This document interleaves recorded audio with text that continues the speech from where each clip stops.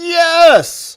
Hello, my beautiful friends. What an amazing day it is today, and welcome back. I hope that your week was outstanding. And yes! Oh my gosh, something just went wild over there. So as you can see, we're having some tubular connection concerns over here, and we're working on it right now. But it is a beautiful day, my friends, and welcome back. Thanks for understanding the slight delay here. It is a beautiful and incredible Friday, or at least it was until the Supreme Court wrecked it. But I hope that your week is outstanding. We got business to attend to today. Let's take a look at what we're getting into. You can see we got a new order from the Supreme Court today that is not great. You can see it's a 7-2 decision that came out on the AARP case. This is the Alien Enemies Act case. And so we're going to go through it. It's a 24-pager. We got a dissent here from two justices, one really being led by Alito, and we'll see what's inside. But the Supreme Court, 7-2 in favor of the gangbanging illegal aliens who are declared as such under the Alien Enemies Act. We'll go through it. It's not quite as bad as it seems.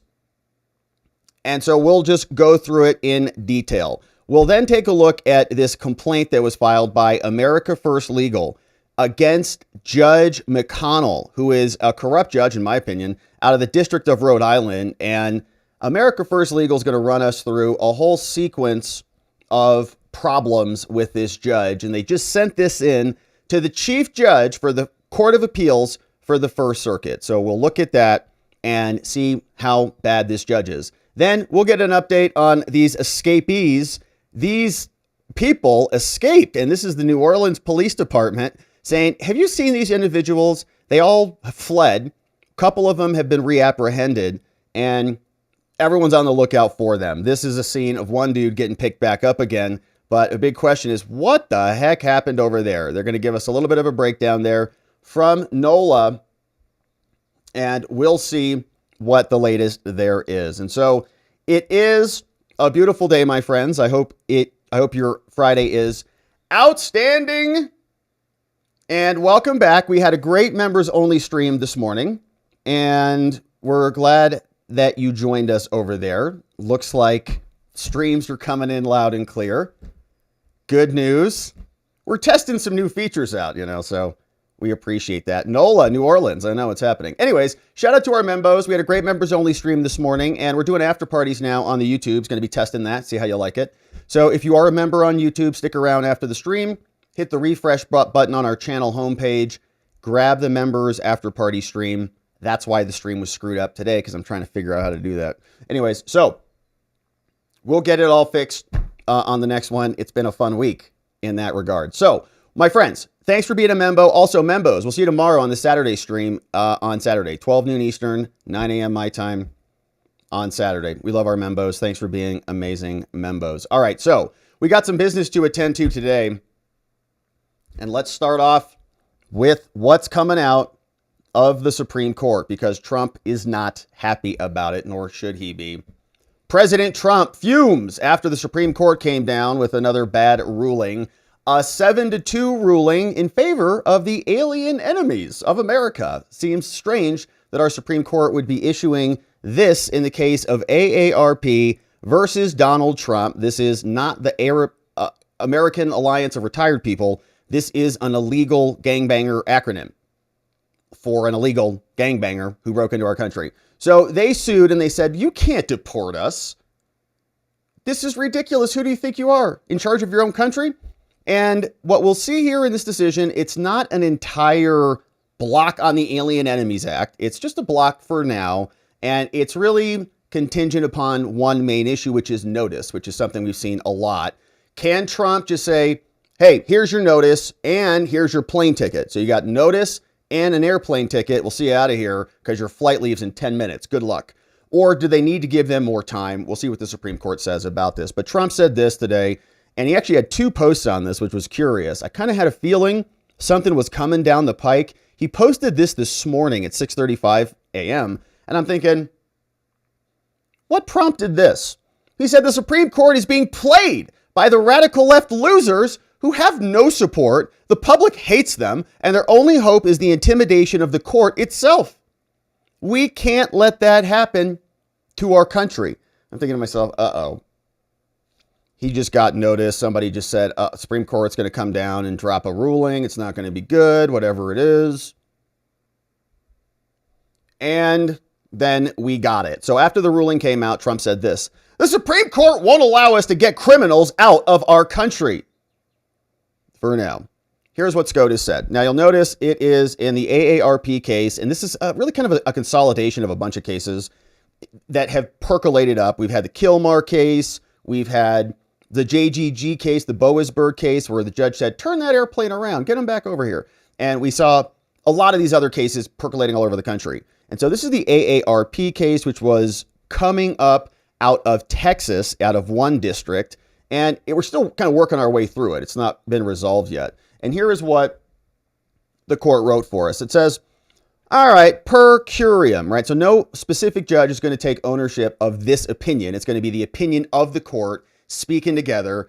And remember, we're not even exactly on the merits yet of the Alien Enemies Act. We're asking about notice and due process. And we've got other judges and other cases we've covered here where we're asking about what is a predatory incursion?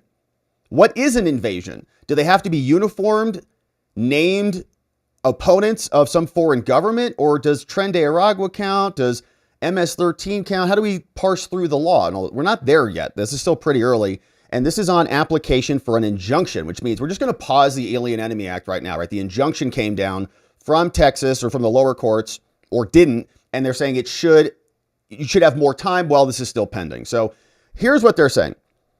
The president invoked the Alien Enemies Act. This is the Supreme Court writing, might be Sotomayor, I don't know. Says, to remove Venezuelan nationals who are members of Tren de Aragua, a designated foreign terrorist organization. And remember, we've also learned that if you don't want to be an FTO, if the Venezuelans say if Tren de Aragua is not a foreign terrorist organization, they can go petition for that in the District of Columbia. There's a mechanism for that. Now, applicants here are two detainees who have been identified by our government as Tren de Aragua, and they tried to fake us last time with that Maryland man hoax. Turns out he was an El Salvadorian man who beat his wife and trafficked in other illegals throughout our country. Now, all of the alleged gangbangers, Tren de Aragua members in the putative class, which means it's a class of these folks, not certified. There are rules to certify a class, commonality, typicality, adequacy of the class, and so on. And that never happened. The courts just said, we're just going to make you a class because we love terrorists. Now, in the application before this court, the detainees now seek injunctive relief against their removal using the Alien Enemies Act. On April 17th, the lower level court, district court, denied the gangbangers' motion for a TRO against summary removal, right? So Trump won that one. He said, sorry, I can't stop them from deporting you. The lower level judge in Texas. So they appealed. The detainees then alleged, the gangbangers, hours later, the putative class members, they said, we were served notices that we were going to be removed, like tonight or tomorrow, right? So then the gangbang lawyers submitted a declaration, said, all right, well, the judge just said they can go, and boy, are they going, they're going fast. So then on April 18th, the detainees moved for an emergency TRO. Now they're back. All right, the initial's not going to happen. The second's going to happen. There's new facts that have developed. They're putting us on a plane like in the morning. Then at 12:48, just like 10 minutes later, 15 minutes later, the detainees moved for a ruling on that motion or a status conference by 1:30. They're like, Judge, act now because they're getting on a plane. Then at 3:02, the Supreme Court is walking us through this. They appealed, we talked about this, right? The constructive denial of the emergency TRO. And we were asking ourselves, that's bizarre. And by doing that, remember, they divested the lower level court of jurisdiction. They said, Judge, you issue a ruling by this time or else. We're like, what? And the judge didn't do it, obviously, and said, get out of here. It's my courtroom. Now, the detainees also applied to this court for an injunction. They said, give us a ruling or we're going to the Court of Appeals. They went to the Court of Appeals. And since they didn't get the ruling, then they went to SCOTUS.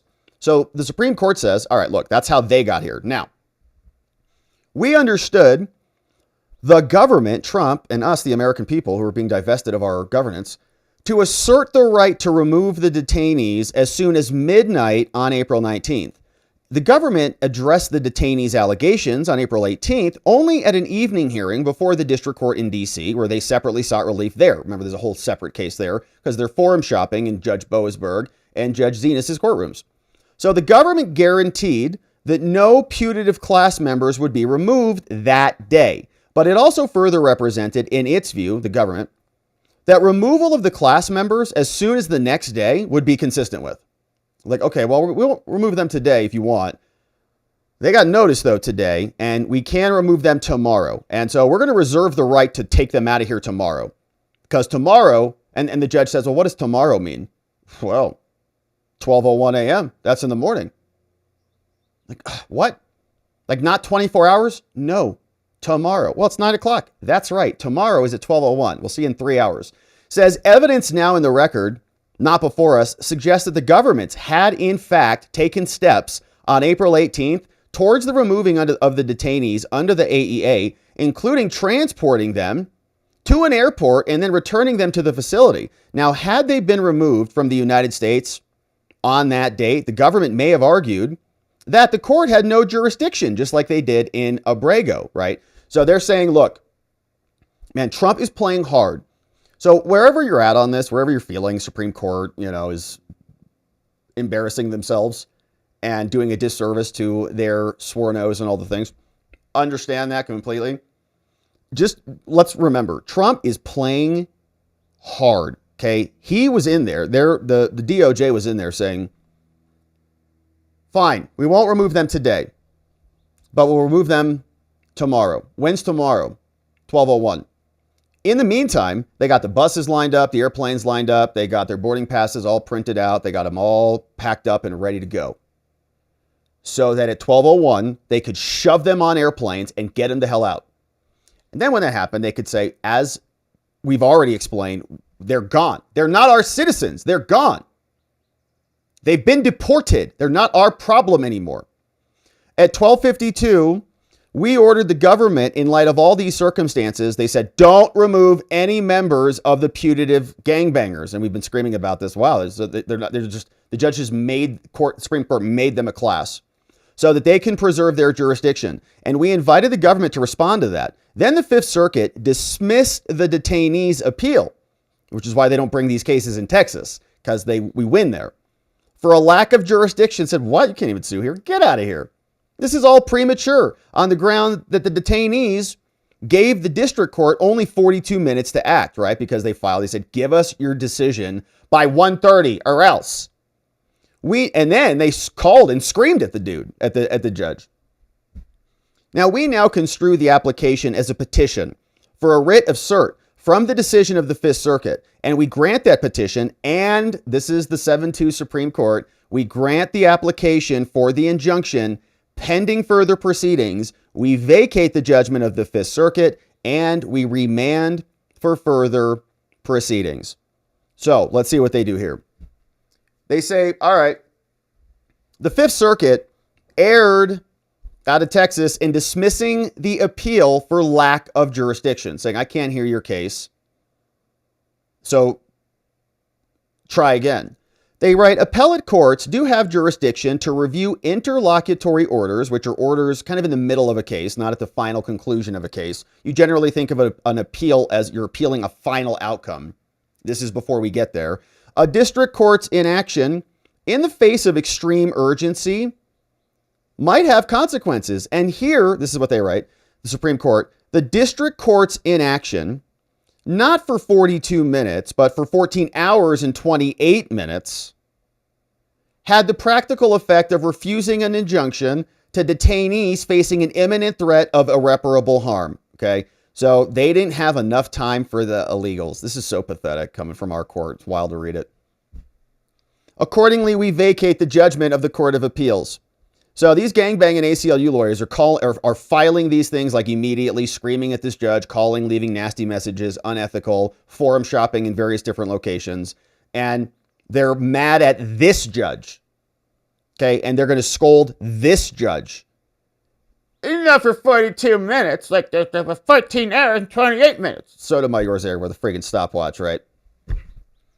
So of all the cases that have made their way up to the Supreme Court, they're going to come down on this one judge. They're not going to say anything about Zenas, rhymes with, anything about Boasberg or his wife and family and their conflicts of interest. Nothing about any other of the other judges like Judge McConnell and his conflicts after he got his judgeship basically appointed to, it was appointed obviously, but handed to him for his donations to the Democratic Party and all the things. So all of that is clear bias, which you might say has nothing to do with the outcomes or the rulings of the cases, but you can see their corruption and perversion of the law manifesting because of their bias in their cases. But the Supreme Court will take their time to hit this one judge who's being harassed by the ACLU gangbangers. The Fifth Amendment, they say, entitles aliens to due process of law in the context of removal proceedings, right? And they're saying, we just said that not long ago. So they're quoting themselves. We just said, right, the Supreme Court held, in other words, that there is due process when it comes to removal.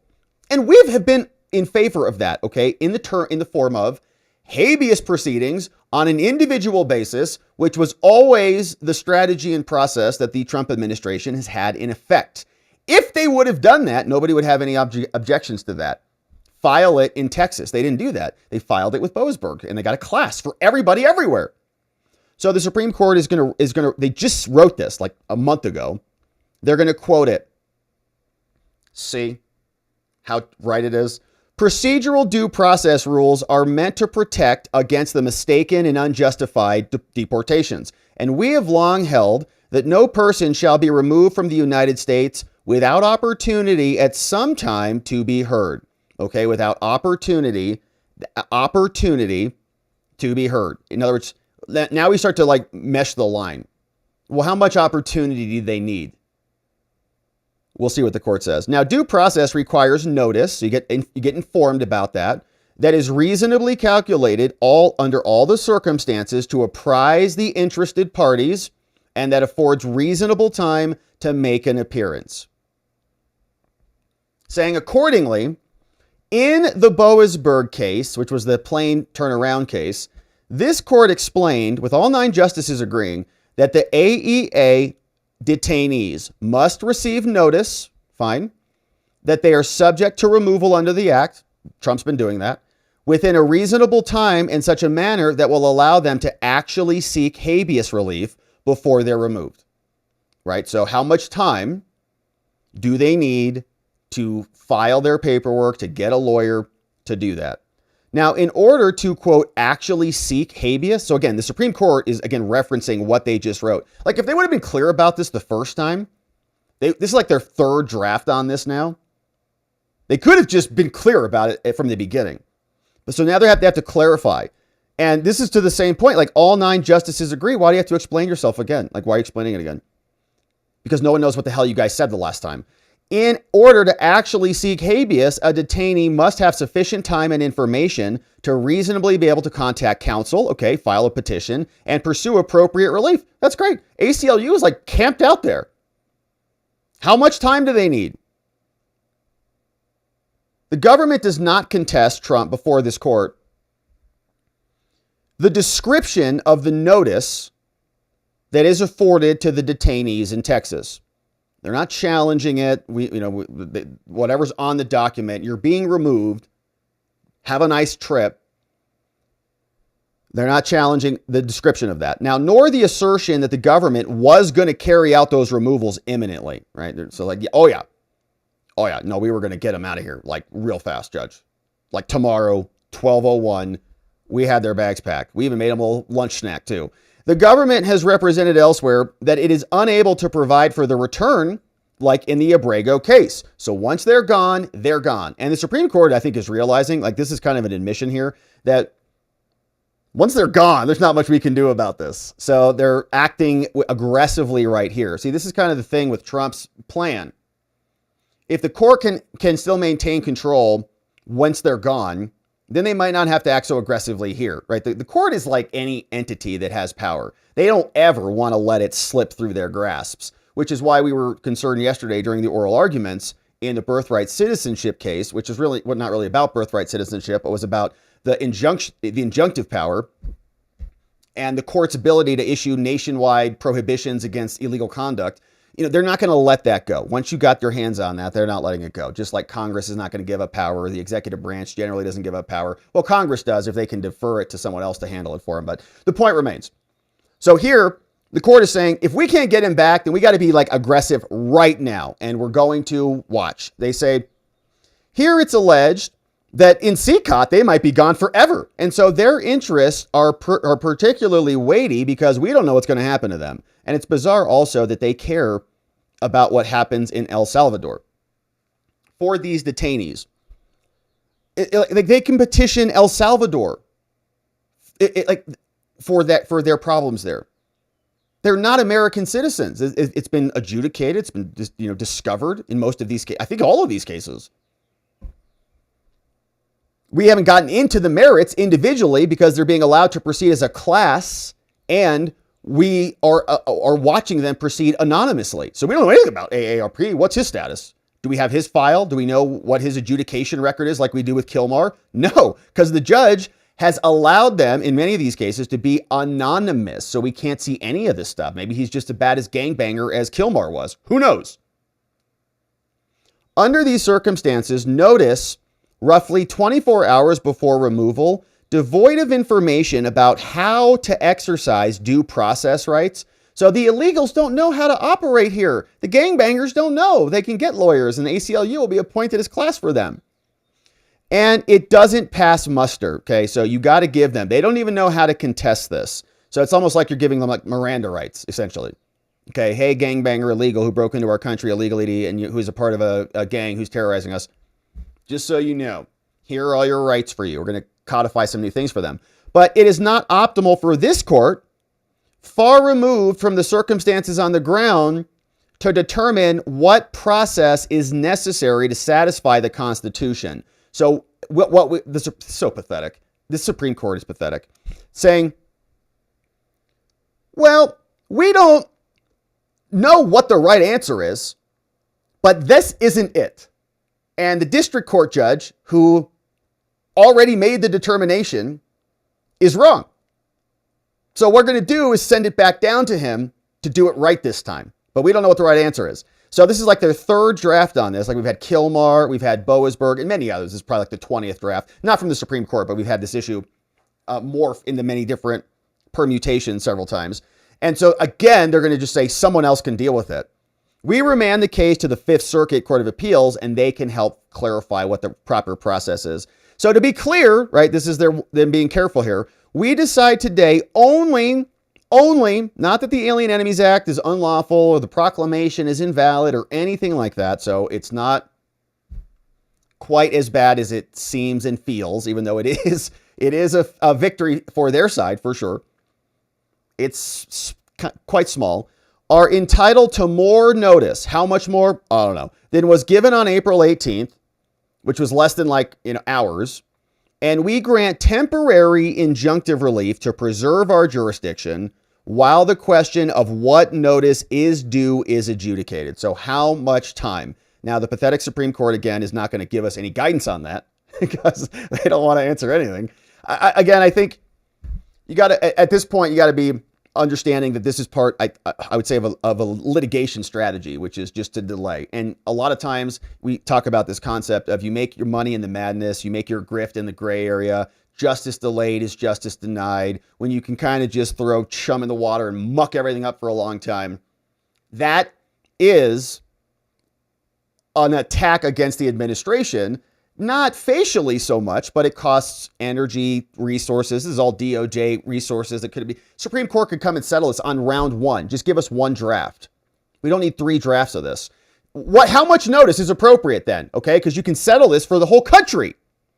We did not on April 19th and do not now address the underlying merits on the parties' claims about the legality of the removals under the AEA. Okay, so it's literally about like the number of days or hours. We recognize the significance of the government's national security interests, as well as the necessity that such interests be pursued in a manner consistent with the Constitution. In light of the foregoing, lower courts should address these AEA cases expeditiously. Now, they're going to try to do a little pre-buttal here and respond to Alito's dissent. They say, the dissent, which we'll read next, disputes both the court's jurisdiction of this and the availability of class-wide relief, because it's not really a class, it's a putative class, which means the court just labeled them that. We do not find its reasoning, the dissent, persuasive. First, we reject the dissent's characterization of the events that transpired on April 18th, which led it to question our jurisdiction in the first place. They said district courts should approach requests for preliminary relief with care and consideration, but exigent circumstances may impose practical restraints. Like if you're going to deport these dudes and we're going to lose jurisdiction over them, what else can we do? They write, preliminary relief is customarily granted on the basis of procedures that are less formal, and often it's to preserve the relative positions. Now, in this case, the majority writes, the record before the Texas District Court, although limited, indicated that removals of the putative class, the gangbangers, was likely imminent.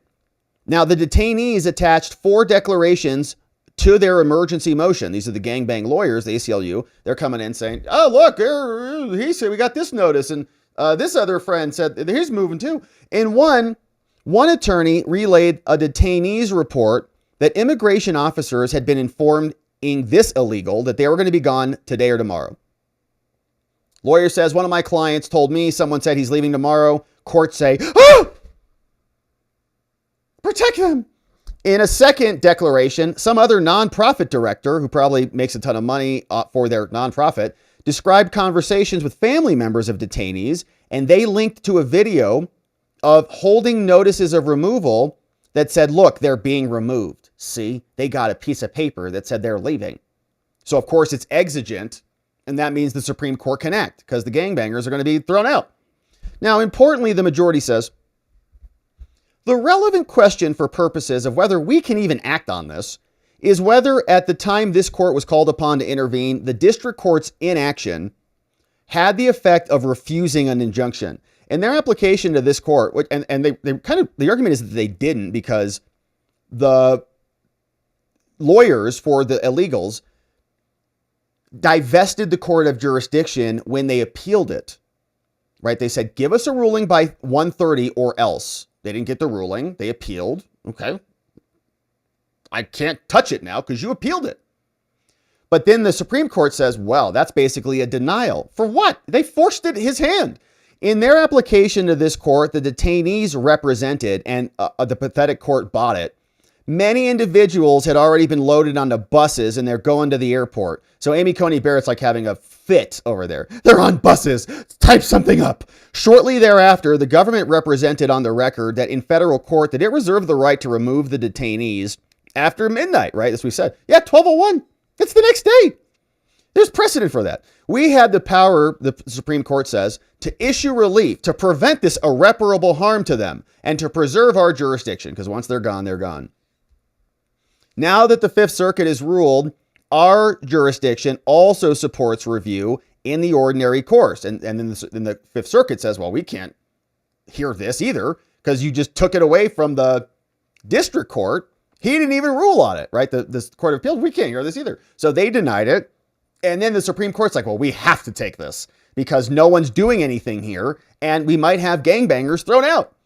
Finally, they write, this court may properly issue temporary injunctions to the class in order to preserve our jurisdiction pending appeal, with this footnote saying, we also note that the Texas court recently denied class certification to the illegals, because how can you have a class of illegal gangbangers if they're a class when half of them say we're not illegal gangbangers? They're not the same class. So how can one group represent the interest of the entire body? If some are gangbangers and some are not, because they're saying we've been mistakenly identified, how can one group have the commonality of all their claims? It can't. So by its own terms, the district court's order is automatically vacated by our order granting a writ of cert. And in any event, the district court's order preliminarily addressed their ability to challenge this on a class-wide basis, so on the certification issue. The application before this court seeks only to vindicate their notice rights on the class basis, and to the extent the district court's order addresses due process, the district court's concerns as to the Texas courts as to the propriety of class-wide relief was only about downstream of notice, and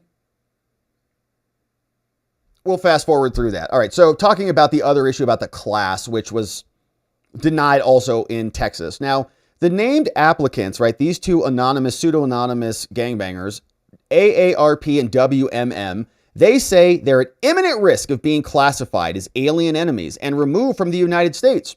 But the record does not indicate that they've received any formal notice of removal under the AEA, like formal paperwork. The applicants, along with the class members, are entitled to constitutionally adequate notice prior to any removal. Now, although the class members may ultimately take different steps to protect their own interests in response to that, the notice to which they are entitled is the same. And because courts may issue temporary relief to a class like this, we don't need to decide whether a class should be certified as to their due process claims in order to enjoin the government from removing class members while the question of what notice is due is adjudicated. So you need some sort of paperwork and notice to them. It's got to have some things in it. It's got to give them enough information to do a certain follow-up set of activities if they so choose. And there has to be enough time for them to do those things. Now, what those specifics are, who knows? Supreme Court, not helping. But what they're saying is essentially the class is kind of a moot component to this. You don't really need it as a class regardless. Like everybody's going to get due process, notice, and opportunity regardless of whether they're a gangbanger, not a gangbanger, they claim it, they fight it, whatever. Which is right. And the notice should be individual and they can challenge it individually, right? Is the idea in habeas petitions in their district of confinement. So this is actually, I think, undermining some of the class provisions. In other words, like the court was saying, okay, you can bundle everything up into this bundle and then now it's here. So we're going to unbundle it because it's not a class. I mean, as I explained, there isn't commonality between them. The whole reason we have habeas corpus is so people can make their specific claims to challenge their individual detention. How can you bundle those all up? This is the Supreme Court admitting that, essentially, without saying that. Unbundling everybody and saying, okay, everybody, you bundled them up in the claim. We stop at everything. We're going to unbundle them. Now everybody gets notice. So we recognize that the government has agreed to forego the removing of the named petitioners, which are the two people, AARP and WMM here, while their habeas proceedings are pending. This has always been Trump's position. Now, what we reject is, writes the majority, the proposition that a class action defendant may defeat class treatment if it is otherwise proper by promising as a matter of grace to treat the plaintiffs differently. So in other words, they can still bundle their claims and Trump just can't say, okay, well, if we just don't deport them, everyone else loses their claims. They write, and we are skeptical of the self-defeating notion that the right to notice necessarily and to actually seek habeas must itself be vindicated through individual habeas petitions, somehow by plaintiffs who have not received notice. All right, so yeah, and I don't know. I'd like to see the evidence that that's happening. Like, so they're saying that people are being removed without notice. And the evidence of that, I guess, is the two people in this case, WMM and AARP, who they say didn't get notice, but they're in court. So they hired lawyers to challenge the notice. And so I think probably what happened, practically speaking, is that once they sued, they didn't give them additional notice. Right. And this may have also emanated from the sequence of cases, I think, before the proclamation was even issued. Right. So like they didn't even have the opportunity to give them notice. And then once they sued, they decided, OK, we're not going to remove them. So we don't need to give them notice. Now the court is using that as evidence that they're not providing notice, even though they sued before the proclamation was even issued. Right. That's why Boasberg said turn the plane around. So this feels a little bit underhanded. Like how. You might say that the notice is not enough, but I think that they're essentially, at least as of recently, all been getting notice, but it's fast. Like, here's your notice and here's your plane ticket. Goodbye. But otherwise, she's trying to point out a logical inconsistency. Like, how can you file a habeas petition if you don't have notice of this, right? And this is the same thing that you see a lot this happens a lot with photo radar tickets, right? To be clear about this, and it just drives people nuts. Why? Because there's no notice. You don't know anything. You get a ticket in the mail.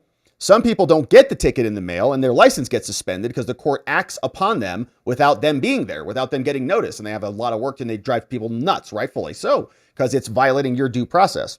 Right? Now, that same concept applies throughout the law. And if you do want them to have a habeas petition, right? Some people don't. Some people, okay, they don't even get a right to challenge that. But if you would draw the line at habeas, they do have to have notice. How much is to be debated. Now, they continue saying, the application for an injunction pending further proceedings is granted. So it's not settled yet. The motion for leave to file a supplemental appeal under seal, appendix under seal, is also granted. So Trump's people are going to say, we got some more info we want to send your way.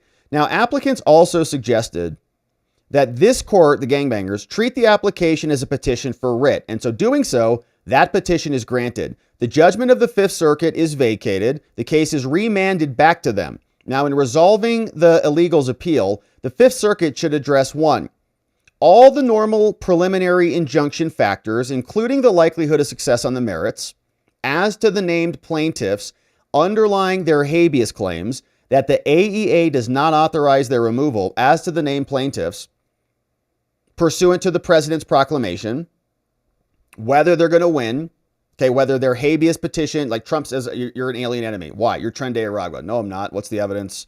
Here it is. Habeas petition, and make the determination based on the preliminary injunction factors. We've covered those many times, which are things like public interest, immediate harm, irreparable harm, and those factors. Saying, 2, that the AEA does not authorize their removal and whether they're going to win on that issue. And 2, the issue of what notice is due, right? So how much time as to their due process claims against summary removal. So yeah, this is going to be interesting what the Fifth Circuit does with that. Now, the government is enjoined from removing. Trump cannot remove any of the people in this case or any of the class members in this action under the AEA pending the order by the Fifth Circuit and disposition of the petition for a writ of cert if such a writ is timely sought. So they'll make a decision. Somebody can appeal to the Supreme Court. Then the Supreme Court can decide on that. And nobody's moving anywhere until that happens. Should the Supreme Court deny that, this order is dead, and then you can remove them in the event the petition is granted. So they're just think of it like a logic tree. If they do this, then this happens. If this, then this happens. Or if it is granted, the order shall terminate upon the judgment so we'll take it, then we'll finally send a judgment and resolve this.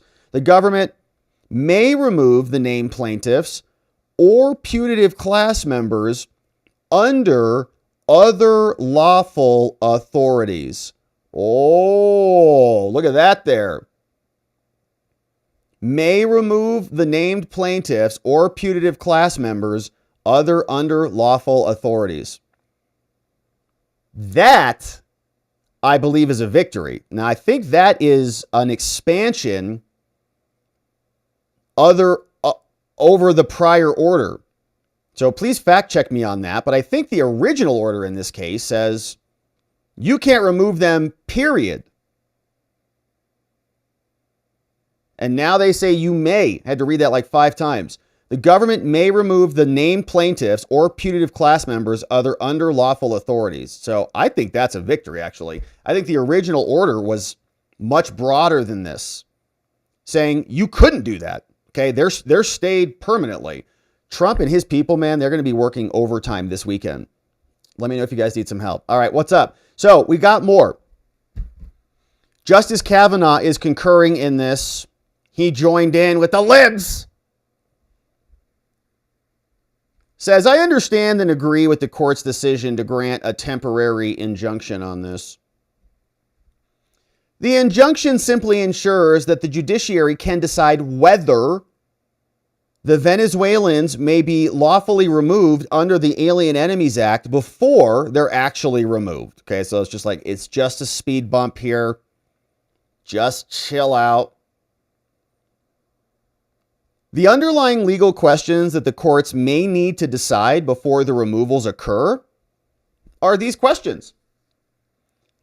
Whether the Alien Enemies Act, as distinct under the INA, authorizes the removal of the detainees. Okay, so can Trump use this power? Or does he have to go through a similar process using this power? And if so, what notice is due before removal? Okay, if AEA is distinct from INA, what's the process? Got to figure that out. Several federal district courts, right, Kavanaugh, have already issued conflicting rulings on the underlying legal issues. You're kidding, Judge? You know who could resolve those conflicts? The Supreme Court. Compare this case with this case, with this case, with this case, with this case. Yes, we know. We've been doing that. The executive branch and the detainees agree about the urgency and the importance of those legal questions. The executive branch, Trump, says, has represented that this case is important for America's national security and that it's critical to remove these gangbangers quickly. And for their part, the detainees have explicitly requested that the court move fast and grant cert before they get deported.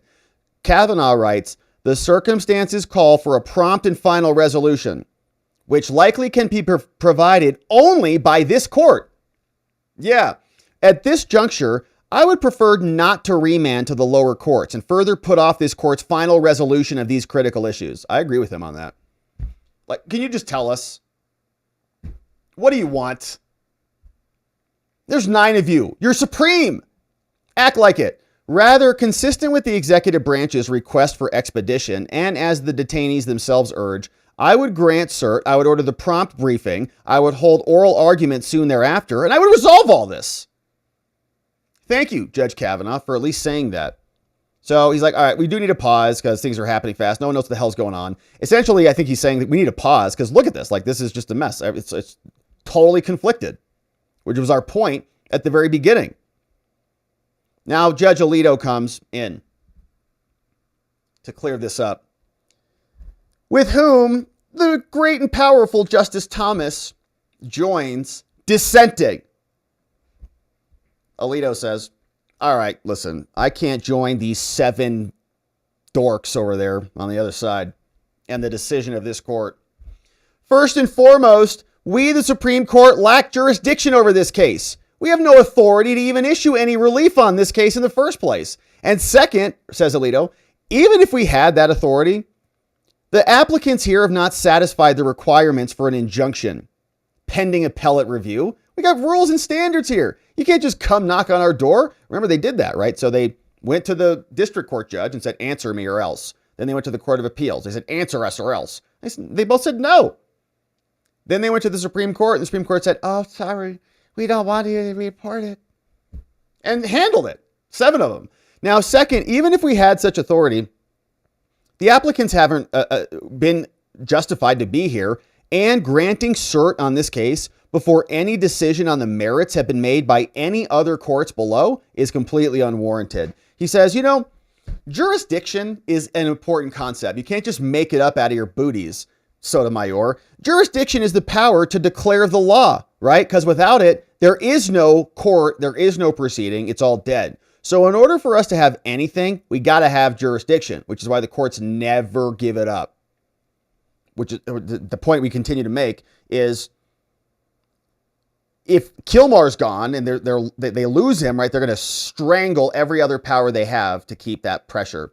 The court's theory of jurisdiction, says Alito, as I understand it, is as follows. They just make it up. Watch. He says, okay, all right. Under U.S. Code, Section 1254, we have jurisdiction to review a case that is properly before one of a federal court of appeals, because the law says that. Now, this case was properly before a court of appeals in the Fifth Circuit because the 2 habeas petitioners, the gangbangers, AARP and WMM, they took an appeal from the district court. Remember, they filed it and the judge said, do this right now. They said, this judge refused to issue an injunction. Now, Alito comments, exactly right. Now, although the district court never actually issued the order because they gave him like 43 minutes to do it, or said that it would do that, The district court, they found, constructively denied injunctive relief by failing to act under circumstances where a prompt intervention was urgently needed. Okay, so this judge was bad and should have listened to the ACLU screaming at him to do what they're urging based on their illegal gangbang aliens declarations that are totally unreliable as far as I can tell. Alito's like scoffing at this. This theory rests on a mischaracterization of what happened at that lower level court in the first place. He says, now I do not dispute that a district court's failure to act expeditiously in some circumstances may have the practical effect of refusing an injunction. Like there are times when a judge can just say, well, I know that motion came in, but I'm just going to hit this drive, watch this drive. Says, thus entitle a party to take appeal. But that principle doesn't apply here, where the district court had no good reason, presented on the record, to think that either one of these AARP or WMMs was in imminent danger of removal, one. Two, the record at the time contained only sketchy evidence, right, as we've seen here, by sketchy ACLU lawyers who like take a photograph from some document somewhere inside a cell somewhere. He says from some illegal, say, I'm being deported. And everyone freaks out over that. They're not even citizens, right? They're not even supposed to be here. Like we should be deported anyways. And they can adjudicate elsewhere in their home countries. The record at the time contained only sketchy evidence about any imminent threat to members of the class who have sought to be certified. And the court took the entirely reasonable position that it would wait for the government to respond before they did anything, right? They said, okay, so you want us to answer by 43 minutes? Well, I need the government to respond. I can't just do what you want. I'm not your judge. The government has a position too. The court set a very short deadline for the filing of the government's response. In other words, the judge was on it and the court was working diligently on the difficult issues presented to them and the members of the made up class. So the court and the majority, they write, saying the district court failed to act for 14 hours and 28 minutes, like George Floyd or something. Sotomayor. Illegals for 14 hours and 28 minutes. A federal judge was waiting for the government and the people to respond and then gets scolded in Supreme Court precedent. Ridiculous. On the evening, Judge Alito clears this up. Here's what actually happened, okay? Hysterics. On the evening of April 17th, lawyers for the gangbangers, they made a phone call, okay, in which they demanded to, quote, talk to the judge immediately and have the judge issue an order. We read through the transcripts, made a full video on that here if you missed it. It was great. The ACLU lawyers called the judge and screamed at him. Left a voicemail. Ex parte communications, totally unethical and inappropriate. The judge made that record known. Now, as the district court has since correctly noted, judges are generally not permitted to consider ex parte communications at all. In fact, the rules say that, okay? Federal judges can in 3A4, Federal Rules Civil Procedure 65B1. So the judge issued an electronic order admonishing the attorneys who broke their ethical duties, knowing you're not supposed to do that, did it anyways. And they did it, and the Supreme Court bought it, by the way. Like they're getting a benefit from this. Can you believe it? The Supreme Court is actually handing them a victory because they did all of this, because they screamed at the judge and he didn't act, because they filed with the Fifth Circuit and they said, get out of here. Supreme Court said, you guys won. It was an emergency. And them pounding the table, like credit to these attorneys, pounding the table on this, Supreme Court bought it. You probably had the four ladies on the Supreme Court saying it is an emergency. We don't want them to be deported. And they bought every little bit of it. Just like Trump said, they're getting played. They bought it. So, and stating to the extent that either party seeks emergency relief, it may file a motion to do so. So if an emergency motion is filed, the opposing party, the rules say you get 24 hours to file a response. But the Supreme Court now screaming about 14 hours and 28 minutes, just like George Floyd's neck. They're laying on the necks of the illegal gangbangers. Thus, when the attorneys, writes Alito, for the AARP and WMM filed their renewed motion for a TRO at 12:34 on April 18th, they were fully aware, they already knew, that the district court judge in Texas was going to give the government 24 hours to respond. Those are the rules. But in that motion, the attorney said nothing about a plan to appeal to if the district court waited. It was not until the ACLU gangbang lawyers, until their 1248 emergency motion for an immediate status conference, that the attorneys suddenly told the court, they said, listen, judge, you give us an answer. If you don't act within 42 minutes by 1:30, they told this judge this, we're going to file an appeal. And they did. The attorneys then filed their appeal, Alito says, 302. They gave the judge 133 minutes after the district court was put on notice, and the judge didn't abide by their little rules, and so they appealed. Now, whether or not the actions taken by these attorneys are thought to be justified under the circumstances, delivering such an ultimatum to a district court judge, which is this: act on my motion on a complex matter within 42 or 133 minutes, or I'll file an appeal and I'll divest you of jurisdiction. Delivering that represented a very stark departure from what is usually regarded as acceptable practice. And the Supreme Court judges, they all bought it. 7 of them, yep. They won. It worked. Faced with the applicant's extraordinary demand, the district court acted completely reasonably and got scolded for having 14 hours of a neon illegal's necks. The court characterizes the district court's behavior during that period as inaction. I was offended by that too. But in my judgment, that is unfair, completely unfair. How dare you scold this judge? Out of all the other judges who are acting badly, behaving badly, you're going to hit this judge? Give me a break. Rather, as the judge has noted, he was working with the utmost diligence to resolve the important and complicated issues as quickly as possible. The judge explained that he had not yet ruled because he could not shirk his responsibility to decide complicated issues of law without at least some opportunity to review the pleadings, attachments, and thoughtful responses from the parties. All right, so what about due process for the government who wants to participate in the representation of their government? Sorry, we're just going to act without you. And the judge was prepared to issue an order as soon as practicable after the government filed its response. And we should commend this careful approach, writes Alito, not criticize it. In the past few months alone, we have vacated or stayed district orders that granted TROs without adequate consideration on many relevant issues. But in this case, a district court judge is deemed to have constructively denied an injunction by failing to act within a space of a little over 2 hours on an application that required consideration of very important factual submissions. And as I will explain below, their facts are very weak. Now, under these circumstances, I cannot agree, says Alito, that the district court's failure to act was a constructive denial in any way, and that we should have acted here. He continues, explaining, as I have mentioned, Alito says, the factual support provided to the district court was weak.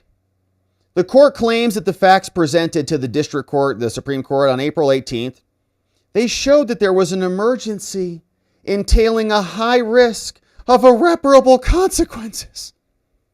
Alito calling out Sotomayor, Kagan, Ketanji screeching, probably Amy Coney Barrett in there as well. But it's more important not to conflate the information that was on the record on April 18th with the new information that was presented to this court several days later. Here's what actually happened. The record that was before the court on April 18th, which is the same record that was before us at midnight on that date, included no concrete evidence that any removals were evident or imminent, that a ruling had to be made so immediately. Okay, so they were just crying about this in their declarations, but it was terrible. The applicants and their factual support was 6 sworn declarations by randoms and a photograph that they said was an image of a notice of removal. But none of it amounted to good evidence. Neither the declarations nor the photograph showed any extreme urgency that the court just made up. They certainly did not show that action was urgently needed to protect the 2 plaintiffs here, AARP or WMM. The government told the district court it's not going to remove those 2 dudes, the only parties who were indisputably before the court while their case was pending, right? And the majority just said, well, they didn't get notice. And so how can you? So obviously, if you're not giving them notice, that means you're not giving anyone else notice. And Therefore, no one can be removed. They said they already agreed not to remove these dudes. They already filed their lawsuits. We're not going to give them notice when they're going through habeas. They have a court case in front of them. So we're not removing them. And those other two declarations concerning those individuals included no allegations about imminent removal. So they were freaking out over an imminent removal, even though imminent removal was not in the evidence presented. Now, indeed, says Alito, the declarations concerning them were signed on April 15th, prior to the government's representation that they would not be removed. So all the evidence that was submitted is old too. Now, as a result, the declarations were outdated, and they provided no support for any claims that they were going to be removed on April 18th or 19th. In fact, the government unequivocally told the district court it did not expect to remove them under the AEA until after the pending habeas petition is resolved. It would update the court if that changed. In other words, they were explicit about this.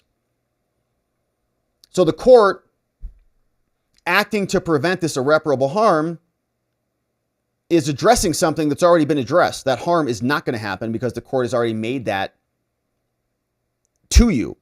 And in their application for relief before the court, they're not even asserting that the AARP or WMM gangbangers in particular were even at risk of being removed. In fact, the applicants said that they had contacted the government and were told, yeah, no, they had not been given removal notices because we're not removing them, right? Like that's why they didn't get noticed, because they're not getting removed. The government later confirmed in its filings that they have agreed we're not removing them. So what are they freaked out about them being removed? They filed, they're not going. So the remaining evidence, says Alito, in the record at that time concerned only the unnamed members as of the as of yet certified class, because the class is just putative. It hasn't gone through the rules to be a class because it's not a class. And of the 4 declarations concerning those individuals, only one said anything about when removal might happen. And in that declaration, a lawyer swore that she spoke on the phone with some unknown Venezuelan dude who said, ICE told me that I'm going to be deported today or tomorrow to Venezuela. Okay, well, how long have they had him? Did he get noticed 3 weeks before that? So there's no starting point in that record, but the lawyer calls. I talked to someone. Who knows? I don't know. Just put me on the phone with somebody. Does it matter? No. In other words, the most specific piece of evidence in the record was a double hearsay statement that cannot be traced back to any specific government official. Just made up. Outside of that, none of the remaining declarations said anything about imminent removal at all. They merely stated that certain aliens were receiving deportation notices, but it was not claimed that those notices specified when removal might occur. And the image of the document was labeled Notice and Warrant of Apprehension and Removal under the AEA, which the applicants termed a removal notice. It said nothing about the time of removal. So other than these declarations, the court was left with unsupported attorney assertions and no evidence in the application itself. It's all just made up, right? It's hysterical, made up evidence. Ignoring these deficiencies in the record before the district court, the court then relies on information that was not in the district court record. What they're doing then is relying on statements made by a government attorney in another hearing in another case, well after these plaintiffs sued. But in evaluating whether the other courts effectively refused relief, we must consider the facts as they were known to the court at the time in question. And it also appears to me that the majority, writes Alito, overstates that the government attorney actually said at the hearing. The attorney represented that it was definitive that there are no flights tonight, and that the people he spoke to were not aware of any plans for flights tomorrow. Okay, that's an actual quote. Wow, so the majority misquoted the attorneys too? So he wasn't like, oh, well, we're going to get planes ready tomorrow. He actually said, we're not aware of any plans for flights tomorrow. But the judge is like, but you don't know that there are not plans for tomorrow. No, I don't. But I'm not aware of any plans for putting airplanes tomorrow. But there could be, maybe, but I'm not aware of any. Okay, so there are. See how that went? So Alito says, for these reasons, I agree with the unanimous Court of Appeals panel that the district court didn't actually deny an application for an injunction. As the panel stated, there was no reason to doubt the diligence and the ability of the lower level judge to act appropriately, and his failure to issue the requested ruling within 43 minutes is not a denial of anything. And so they basically screwed themselves, writes Alito, by doing what they did. But even if they had denied their application, there is no grounds for reversal because they're not justifying the requirements of an emergency application. And in my application, in my judgment, they are not going to prevail on any of these issues. Here's why. Alito continues. He says, first, it's doubtful that class relief may be obtained in a habeas proceeding. How can you certify a class of people who have different bases for why they should not be detained? We have never held that, and it's highly questionable whether it's even permitted. Now, although habeas proceedings are civil, the federal rules of procedure apply only to the extent that the practice in habeas proceedings previously conformed to the practice in prior civil actions. And we have acknowledged that some federal rules are inapplicable in habeas. In this case, for example, it was about interrogatories. We said those don't apply in habeas proceedings because there's no analog in those fact-finding proceedings and other claims. So like, what is a habeas proceeding and what do you get? There are similar reasons to believe that Rule 23, which authorizes class actions, is not applicable in habeas either. Neither the courts nor commentators have found historical support for the practice. One commentator in 1968 said, no case has been found in which anything resembling a class could be used in a habeas petition. And 2 years later, another person said, class actions for habeas have rarely been attempted because the rules seem to bar it. Harvard Law Review said that too. Harvard Law Review, they also wrote about it there. And Rule 81, they wrote about it too. Now, despite this, some lower courts, there's no historical support for class actions of gangbanger habeas people. What? Some lower courts have held that our decision in this other case sometimes permits procedures that resemble those in class actions. But that other case was about interrogatories. And based on that, the Second Circuit said that Rule 23 does not itself apply to habeas, and the reading of that is questionable. But the situation is different here anyways. No provision of the law imposes on a habeas court the duty to determine facts or decide legal issues about parties who are not before it, right? You are here, you say you are being wrongfully detained. We're talking about you, not everybody in the world. As a general matter, the class actions device is uniquely ill-suited for habeas because people have different reasons for being there, which often turn on individualized and fact-specific determinations about the confinement of a specific person. Now, even if something resembling a class action could be used in habeas, still very questionable whether the requirements for class could be met in this case. Rule 23 says named plaintiffs may sue in a class only if certain things are met. Right? These are the elements of a certified class, not a putative class, which is just kind of a temporary holding pattern. Saying the claims and the defenses of the parties have to be typical, called this typicality of the class. And when a court certifies a class, it's supposed to define precise claims that will be adjudicated on a class-wide basis, right? So everybody kind of they're all saying the same thing so that when it's resolved, everybody gets the same result. This ensures that only claims that are adjudicated are those that are common, which is commonality. Now, there's other requirements. Now here, the main relief is not being removed. It's not needed by AARP or WMMM. They already have habeas proceedings, and they're not going to be removed pending those proceedings. So what that means is their interests are being represented for them. Now, the situation differs critically from many other people who have no personal stake in how the court resolves that question for them. Now, the court also responds to this problem by suggesting that a class action defendant may not defeat it if it's otherwise proper by just saying we'll treat a couple people differently. But the court gives us no analysis suggesting that class certification here is otherwise proper, and asserts that it can ignore that question of class certification at this preliminary stage and just presume that they are a class. but bundle them for certain purposes and then unbundle them for other purposes.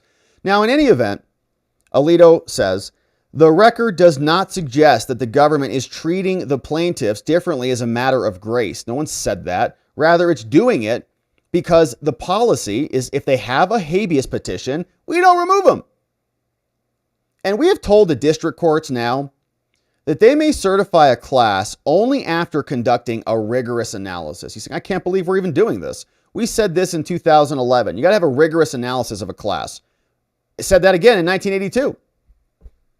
But on April 18th, the district court had no time to even do that. And as a result, cannot be said that it abused its discretion by doing what we told them to do. We said you have to do a rigorous analysis before class certification. He was doing that. Now you're scolding him?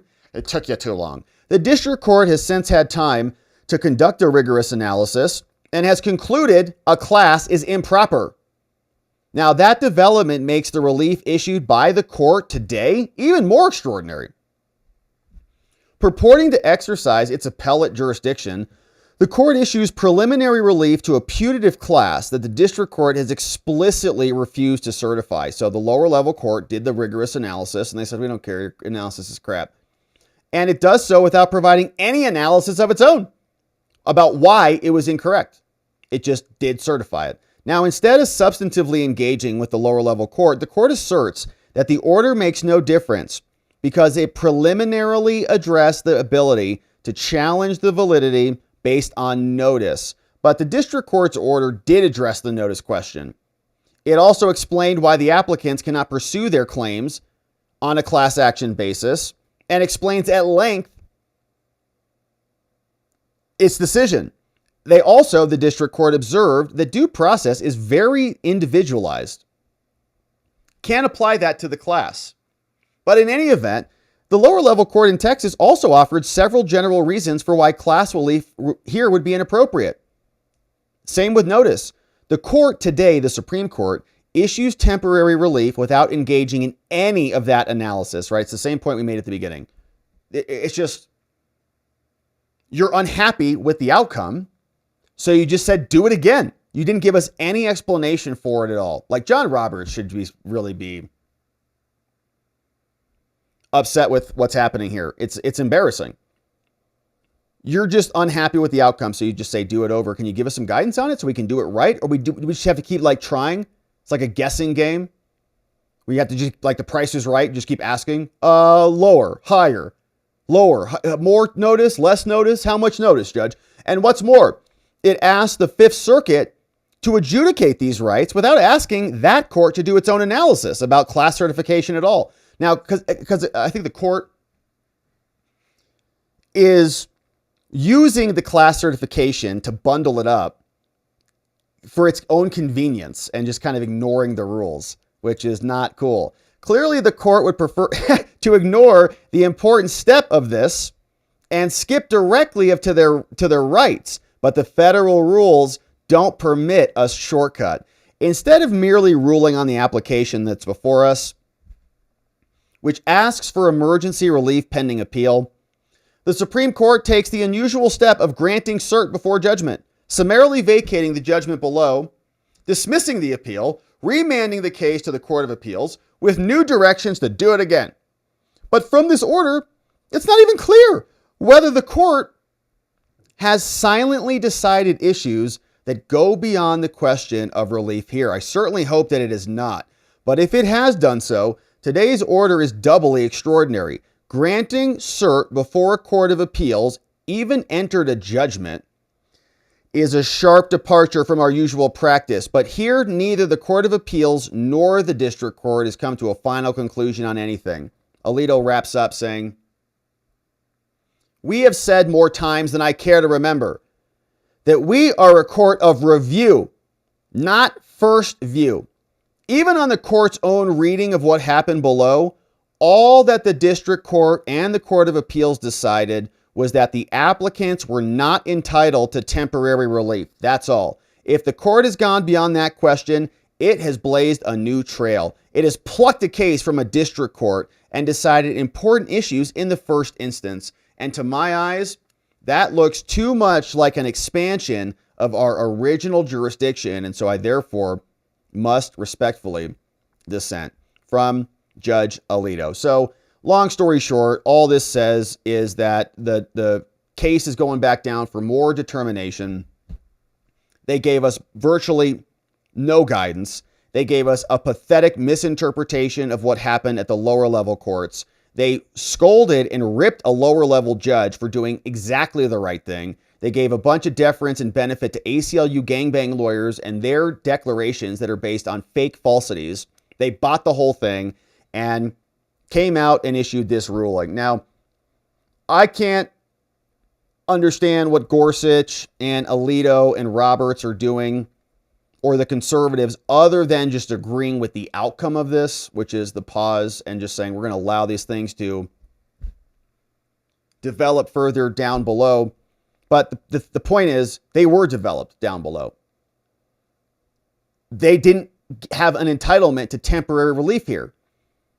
The other two who petitioned already had their claims working through the system, WMM and AARP. And so the Supreme Court is once again, following that standard rule that they're not going to divest themselves of any power. They're going to cobble and hold on to as much of this as possible.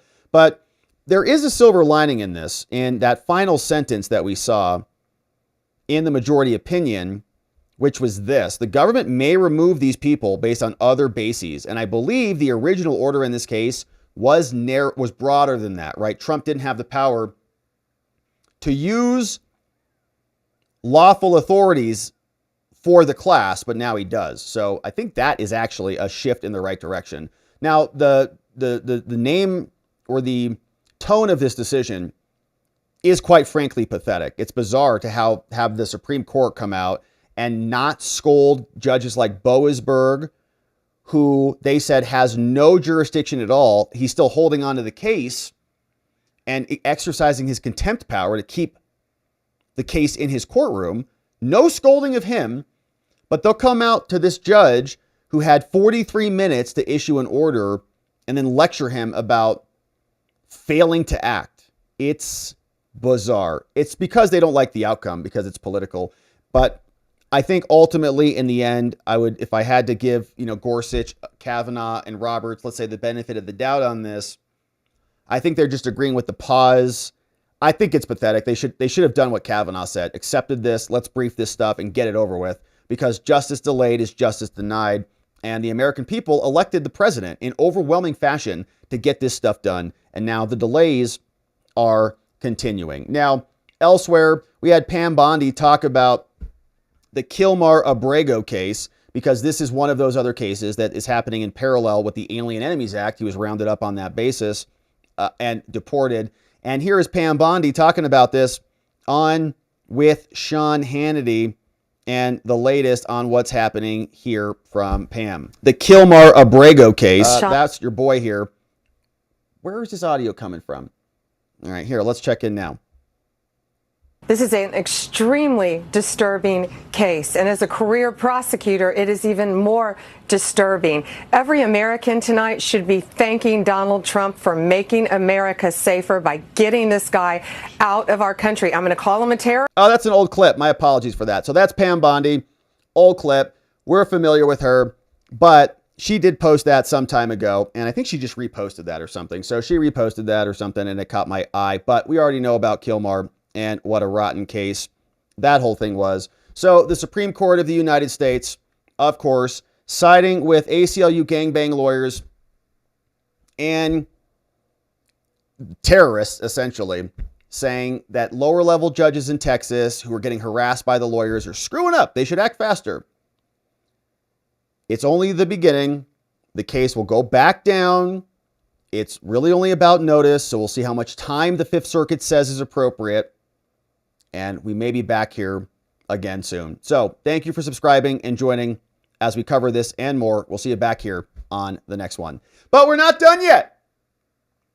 We have a couple other stories that will hit quickly here today on this beautiful Friday, because these are good stories too. Here is another one going after this corrupt judge. And The judge's name is McConnell, as we recall. A biased judge blasted by American First Legal and their organization, Stephen Miller's group, saying that this is a big problem, Judge Barron. You've got a lower level judge called Judge McConnell who's up to no good, and he needs to be investigated. So they sent in a complaint of judicial misconduct against this judge, and there's a lot of problems going on here, including some corrupt charities and bigger problems that this judge is involved in. So here's what they wrote. They said, all right, Chief Judge, we got a problem with this judge, John McConnell. You may remember him from Rhode Island. We say he's violating judicial misconduct or judicial conduct codes with his misconduct. And here's why. Currently, he is overseeing a case brought by New York against President Trump. They say this is a plain conflict of interest. He should not be hearing this case. As first publicized by this group, Judge McConnell has a problematic decades-long association with an organization called Crossroads, all the way back since we discovered it on March 5th.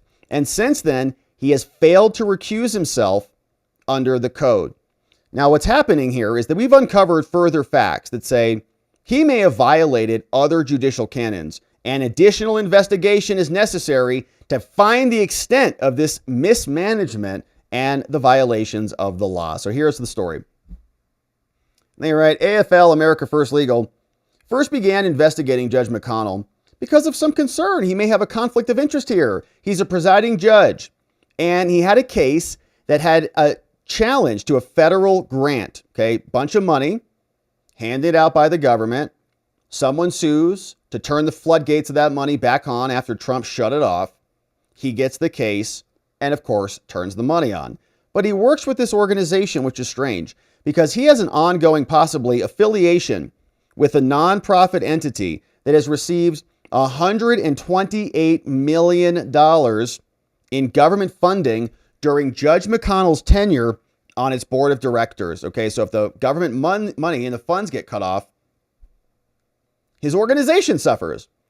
Based on the evidence that AFL has since uncovered, there is a strong reason to suspect that Crossroads, on whose board McConnell sat for 2 decades and may sit on today, gets millions of dollars in government funds because of the judge's rulings. This is a conflict of interest. It's an appearance of impropriety, suggests an absence of neutrality on part of the judge, and additional research uncovered additional facts saying this guy cannot serve as a judge. And so, Chief Judge, we're bringing this matter to your attention so that you can investigate this matter promptly. More background. Judge McConnell, we've talked about here many times before, he is now presiding over the case brought by Big Tish James. 22 states suing Trump. They say, you can't terminate this money, sued the OMB and a bunch of people.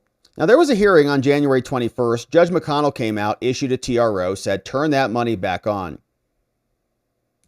Now, previously, the court granted a motion for enforcement, and this judge ordered the resumption of the money. He ensured that an organization that he is affiliated with would continue getting tens of millions of dollars. Shameful.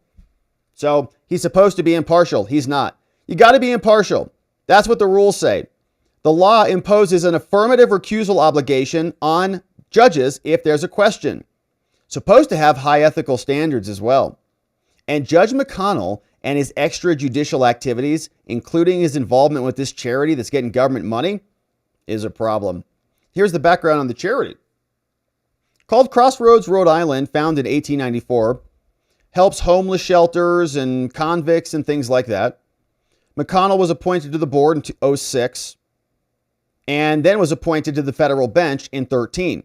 Controversial pick by Obama after he donated a ton of money to the Democrats. Now, IRS regulations require that you file who's on your board. McConnell was listed on there.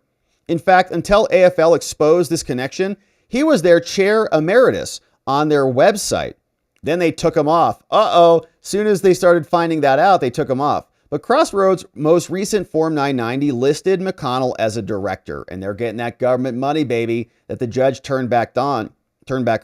And while further facts are necessary to determine whether this formal affiliation continues today, the sustained involvement on the board must be examined because it calls into questions whether he is and has an ability to remain unbiased and neutral. Now, Rhode Island law states that directors hold fiduciary duties and his role triggers mandatory obligations of disclosure, and he didn't do that. Now, Rhode Island also got a significant amount of money from the federal government. Publicly available government records reveal that over the last 2 years, they got subawards for a total of $18.7 million. That's a lot. Crossroads is heavily reliant on that government money.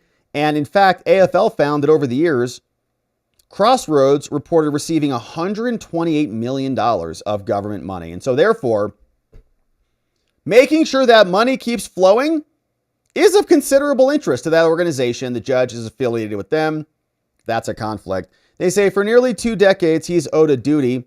He held a prestigious title as the chair of that nonprofit, so-called. And if nothing else, he's at least emotionally invested in them. And now he issued a ruling that is going to keep the money going.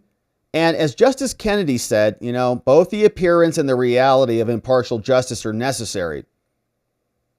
And his insistence on remaining a judge, Judge McConnell, contradicts more than 1,700 years of judicial ethics. And so you have an obligation, First Circuit, to investigate him.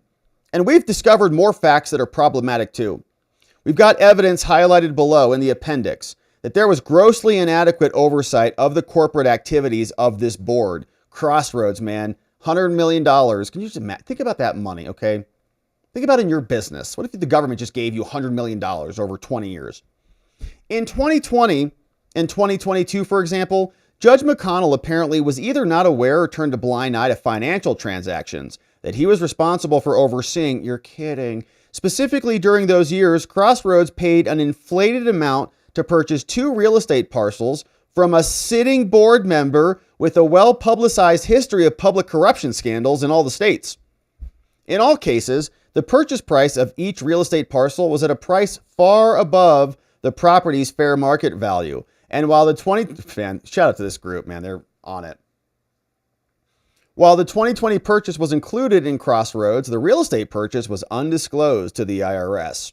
And additionally, it also appears that Crossroads pays out substantial sums to its for-profit low-income housing subsidiaries, who are the investors. Yes. During its year 2020, a year in which McConnell was on the 9th year as the board chair, Crossroads failed an audit, and found it lacked internal controls. You're kidding. Oh no. Despite its 8-figure annual operating budget and a who's who board of directors, public reports reveal appalling living conditions at the homeless shelters owned and operated by Crossroads. They got tax-exempt filings and more. And on its form, during the decade Judge McConnell was the chair, they disclosed that they had real estate all over the place. This specific location was purchased. Wow. So someone paid $700,000 for 371 Pine Street, even though the fair market value was probably about $410,000. Yeah. So they paid 70% above its fair market value to that. That's pretty nice. Nice transaction there. This practice was repeated in January 2022 when Crossroads paid $850 to Hotel Associates, but the property was only worth about $250. Yeah. So Crossroads purchased the property for 233% above the fair market value. Amazing. The transaction was not reported on their forms. Providence Public Land Records confirmed this too. Absolutely outstanding. Yeah, man, go find what these judges are doing. Beyond the fact that Judge McConnell as chair should have stopped the organization from buying properties at prices that far exceed fair market value, the identity of the board member involved is also important. Since the 1990s, Marcello has been publicly linked to public corruption and embezzlement scandals, including with the former Rhode Island governor, pled guilty to accepting bribes from his business, in exchange for leases for buildings. Wild. In fact, the properties later sold to Crossroads were the exact same properties at issue in the scandal that took down the former governor. While Marcello's actions were his own, it raises the questions. Why was the judge doing property deals with that dude? As chair of the board at a time when the corporate entity was purchasing real estate from a board member, McConnell had the fiduciary duty to review this. His position was required to exercise the stewardship of the corporate funds. And it's appropriate to determine whether he exercised his affirmative duty to fully vet the transactions or whether he benefited from them in some way. McConnell similarly held the responsibility to review all those things, and they didn't fill out the forms. Now, despite its nonprofit status, Crossroads set up several for-profit subsidiaries for the purpose of owning and distributing profits from its businesses. The structure of these ventures is detailed in its annual audits. They must have, they have like a financial auditor who is on the team just scrutinizing these people. This is great. The structure of these ventures is detailed in its audits.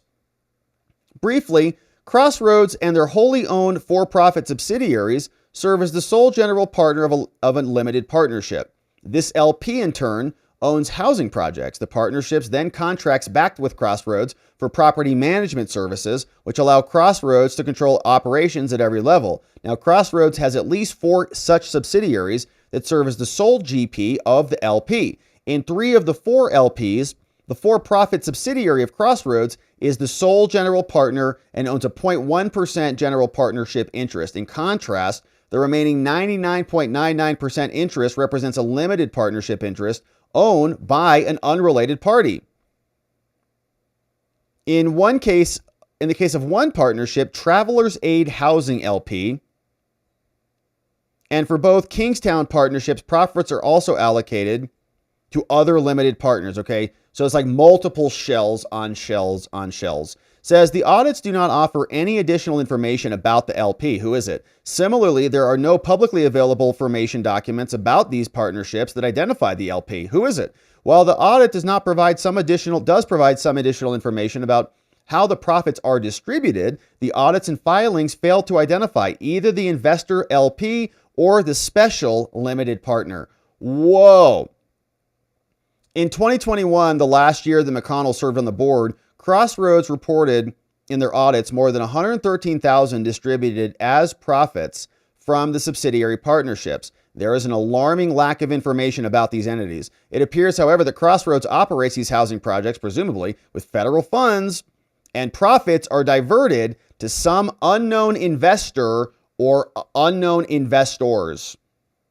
It's all scam, man. Throughout, top to bottom, it's wild. Crossroads' independent financial audit also found flaws in the organization's internal controls. That audit was conducted in the 9th year of the judge's decades-long tenure. Found deficiencies in the internal controls, called these things material weaknesses, said there are deficiencies here, and these findings raise serious questions about all this, right? Giant slush fund not doing so hot in their audit. Now, finally, readily available open source research suggests that Crossroads homeless shelters are also substandard. For example, a story in a homeless operated paper quotes a dozen homeless individuals who cite deplorable conditions at Crossroads, with commentary on everything from safety issues, broken facilities, disabled, and more. It shocks the conscience that some of our nation's most vulnerable, the homeless, are subject to living under such poor conditions. An organization whose mission is to care for the homeless must provide them with safe, clean housing, and its board must proactively exercise its fiduciary duty. They have received more than $120 million since the judge became a board member. And given the public reporting about the shelters, the judge at the very least has an affirmative duty to investigate this. Whether he is investigated or not warrants a thorough judicial inquiry. And so in conclusion, they wrap it up saying, the Crossroads annual filings confirms that Judge McConnell has a fiduciary duty. He was seated on the board in 2006, nominated and confirmed to the bench in 2013, chairman of the board from 2011 to 2021, remained on the board until 23, listed as the chair emeritus until the website was scrubbed in March. He may be there still. Now, regardless of whether he still sits on the board, there cannot be any doubt that he has an interest in their operations, more than one of just being a nice guy. Crossroads has received significant amounts of federal funds, directly and indirectly, and during his tenure, they got tens of millions of dollars from government money. Nevertheless, despite this long-time entanglement, he did not recuse himself when they were suing Trump to turn that money back on. His failure to do so may violate federal law, judicial canons of ethics, raise profound concerns about his judgment and his fitness for the bench. And moreover, it also appears that Crossroads, Rhode Island, may have financially mismanaged their funds during the judge's board tenure. He had a duty to ensure the organization's compliance with the law. And while the judicial canons do allow participation as a fiduciary of these types of organizations, they strongly caution that it is necessary for a judge to regularly examine the activities of the organization of which they are affiliated to determine if the continued association is appropriate. Their apparent practice of self-dealing with board members tied to historic public corruption, its purchases of properties at significantly higher than fair market value, their violation of federal reporting obligations, and opaque profit allocation are all factors that should have caused Judge McConnell to do two things. One, conduct greater oversight of the organization that he is stewarding, and two, determine whether his continued association is appropriate. And apparently, he failed to do so on both accounts. And so, for the foregoing reasons, we ask that you take all appropriate action to resolve these issues. Thank you for your attention to this matter. Sincerely, your friend, Andrew J. Block. Shout out to Andrew Block. Amazing letter. America First Legal Foundation with an appendix with more information about the actual property and how this was transferred. 750 G's, same day sold it again for 1.5 million. Follow the money, man. Just follow the money. And you can see that America First Legal has done just that. Judge McConnell getting hit with a formal judicial complaint. We'll see what they do there in the First Circuit, and we'll keep our eye on this one. Thanks for joining us and subscribing as we do. All right, now, my friends, we got one final update on the day, and then we'll hear from you and say what you say about all of this. But here's this wild story from New Orleans. Prisoners on the loose. 2 and maybe more have now been caught, but they're still at large. And the New Orleans Police Department posted this saying, "Escaped inmates, help!" 11 men escaped OPSO custody at the Orleans Parish Jail. 10 remain at large. I think they got another one. If you recognize anyone pictured, do not approach. They may be armed and dangerous. 9 dudes still running around saying call 911 immediately, and one person apparently charged originally with attempted unaliving. Anyone helping these escapees will be arrested and charged as an accomplice, okay? So if you're storing them in your fanny or somewhere over there, you got to be cautious about it because you'll be arrested and charged as you should. Couple individuals, Keith Lewis here. We got Dennis Decknan is on the house. This guy, Gary Price, Moody Robert is here. Robert Moody, Corey Boyd, Lenton Van Buren, Jermaine Donald, Antoine Massey, and Derek Groves, along with Leo, all picked up. New Orleans Police Department, or on the loose, looking to be picked up by the cops anytime they can find them. But here's the story. 10 men still at large, and I think they caught another guy. But here's the latest. They can't figure out how it happened. We've got the press conference coming up from this lady and this group, very short. I don't know, figuring out where they are, trying to track them down. But 11 adult men escaped from New Orleans jail on Friday, should be considered armed and dangerous. One of the inmates, called Kendall Miles, been apprehended in the French Quarter, hotspot less than 3 miles from the jail. Here's a photo of that. 10 remain at large, including Gary Price, charged with attempted first-degree unaliving. These men were unaccounted for during a routine head count at the Orleans Justice Center, 8:30 a.m. local time. 11 dudes just missing? New Orleans police said that they were notified at 10:30. Hudson asked the office and the public to remain on alert, saying the sheriff department is working with local, state, and feds on a full-scale search operations. Superintendent Ann Kirkpatrick of the New Orleans police said a group of people believed to be victims of the inmates were immediately removed from their homes and taken to safety. So like all the people these guys attacked and tried to unalive, getting rounded up. She appealed to witnesses of the inmates' crimes to do the same. Kirkpatrick said it's more than likely the inmates had help and have changed out their jail clothes. We don't want panic, but we do want people to be mindful. This is very serious and unacceptable. We're launching a full-scale investigation to determine how this occurred, and anyone who helped the inmates is going to be rounded up. And this is Ann Kirkpatrick herself making this statement known. If you see something and you just think this is not right, don't hesitate. Call 911. If there is anyone who is harboring or helping these escapees, you will be charged. A manhunt underway after 11 inmates escaped a New Orleans jail around midnight. We are now told that 2 of those inmates have been caught, but 9 of them are still on the lam. Senior correspondent Eric Schott following the story from our newsroom in New York. One of those escapees was a convicted murderer, Eric. Yeah, in fact, one of the escapees, John, accused of 3 murders, as you said, a mass jailbreak. 11 inmates busting out of the New Orleans Justice Center happening around midnight last night. And you know what? That gives them more than 12 hours to be on the run. 2 of the inmates, officials say, have now been captured. They are all men, and they are considered armed and dangerous.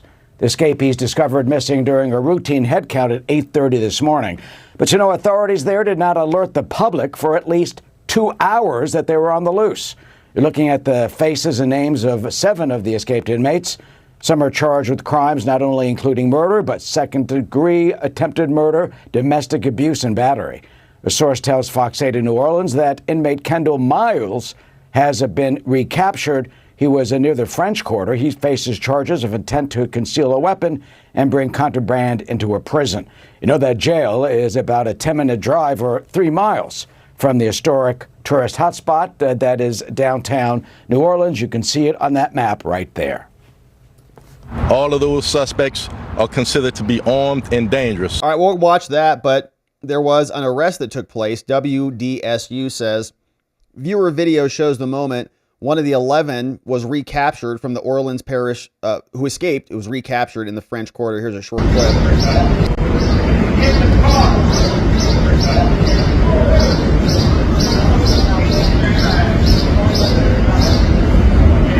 You know what? Is that a fire alarm in the background? Okay, just kidding. Now, in addition to that, we had the full press briefing. Here's what that sounded like as they came out to try to explain what the heck happened. How do you lose 11 dudes in a jail? Put the mic up there, Shay. Put it on the clip. Lower it. Lower it. It's gonna fall. See, lower it. Next to it. Keep it on here, so I keep that up. All right, y'all ready? We're ready. 6, bring your mic down. 6, bring your mic down. All right. Okay, good morning. I want to thank you all for being here. I want to speak directly to the people of New Orleans about a very serious and unacceptable situation. What happened? Earlier today, the Orleans Parish Sheriff's Office discovered that multiple incarcerated individuals escaped from custody. What we know right now is that during a routine head count at 8:30 this morning, it was determined that several detainees were unaccounted for.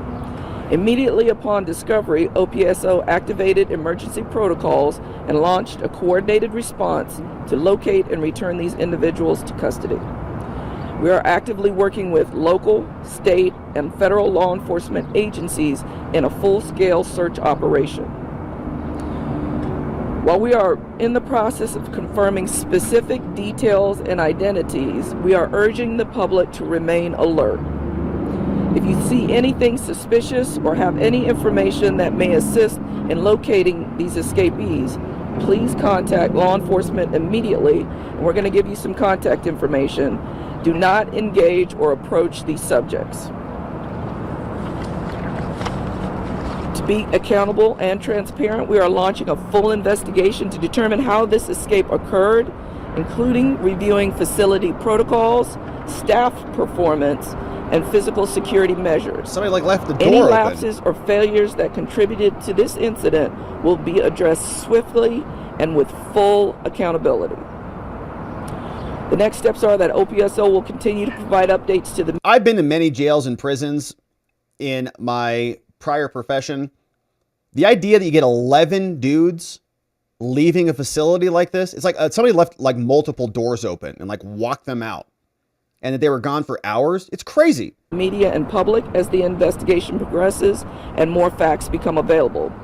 We are committed to transparency throughout this process and will not rest until all of these individuals are back in our custody. I'm going to turn this over now to Chief Christopher Goodley, who is over our Field Operations Bureau, to talk about how the hunt for these folks is going on. Chief. Good morning, all, and thank you. So early this morning, we were notified of approximately 11 individuals that had breached or escaped our custody. Those individuals right now were named. So 1 through 11, Antoine Massey. All of these are adult males, if you will. Linton, say something and let us know. Call Crime Stoppers or 911 immediately if you see any of these individuals. We want to return them back to justice immediately. I'm now going to turn it over to Major Silas Phipps Jr., who is the leader of the Investigative Services Bureau, to talk a little bit about the ongoing investigation. Thank you, Sheriff. Good morning. I'm going to be very brief. So we do have information on when the subjects left our custody.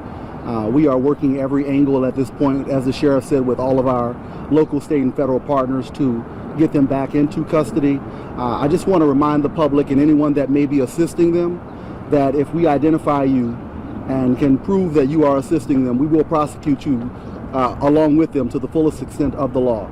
We will provide additional information from the investigatory side as it becomes available, which will include a timeline. I know Chief Goodley already mentioned the names. We will also be providing you those photographs, and we ask that you keep those plastered out throughout all of the news stations that are here.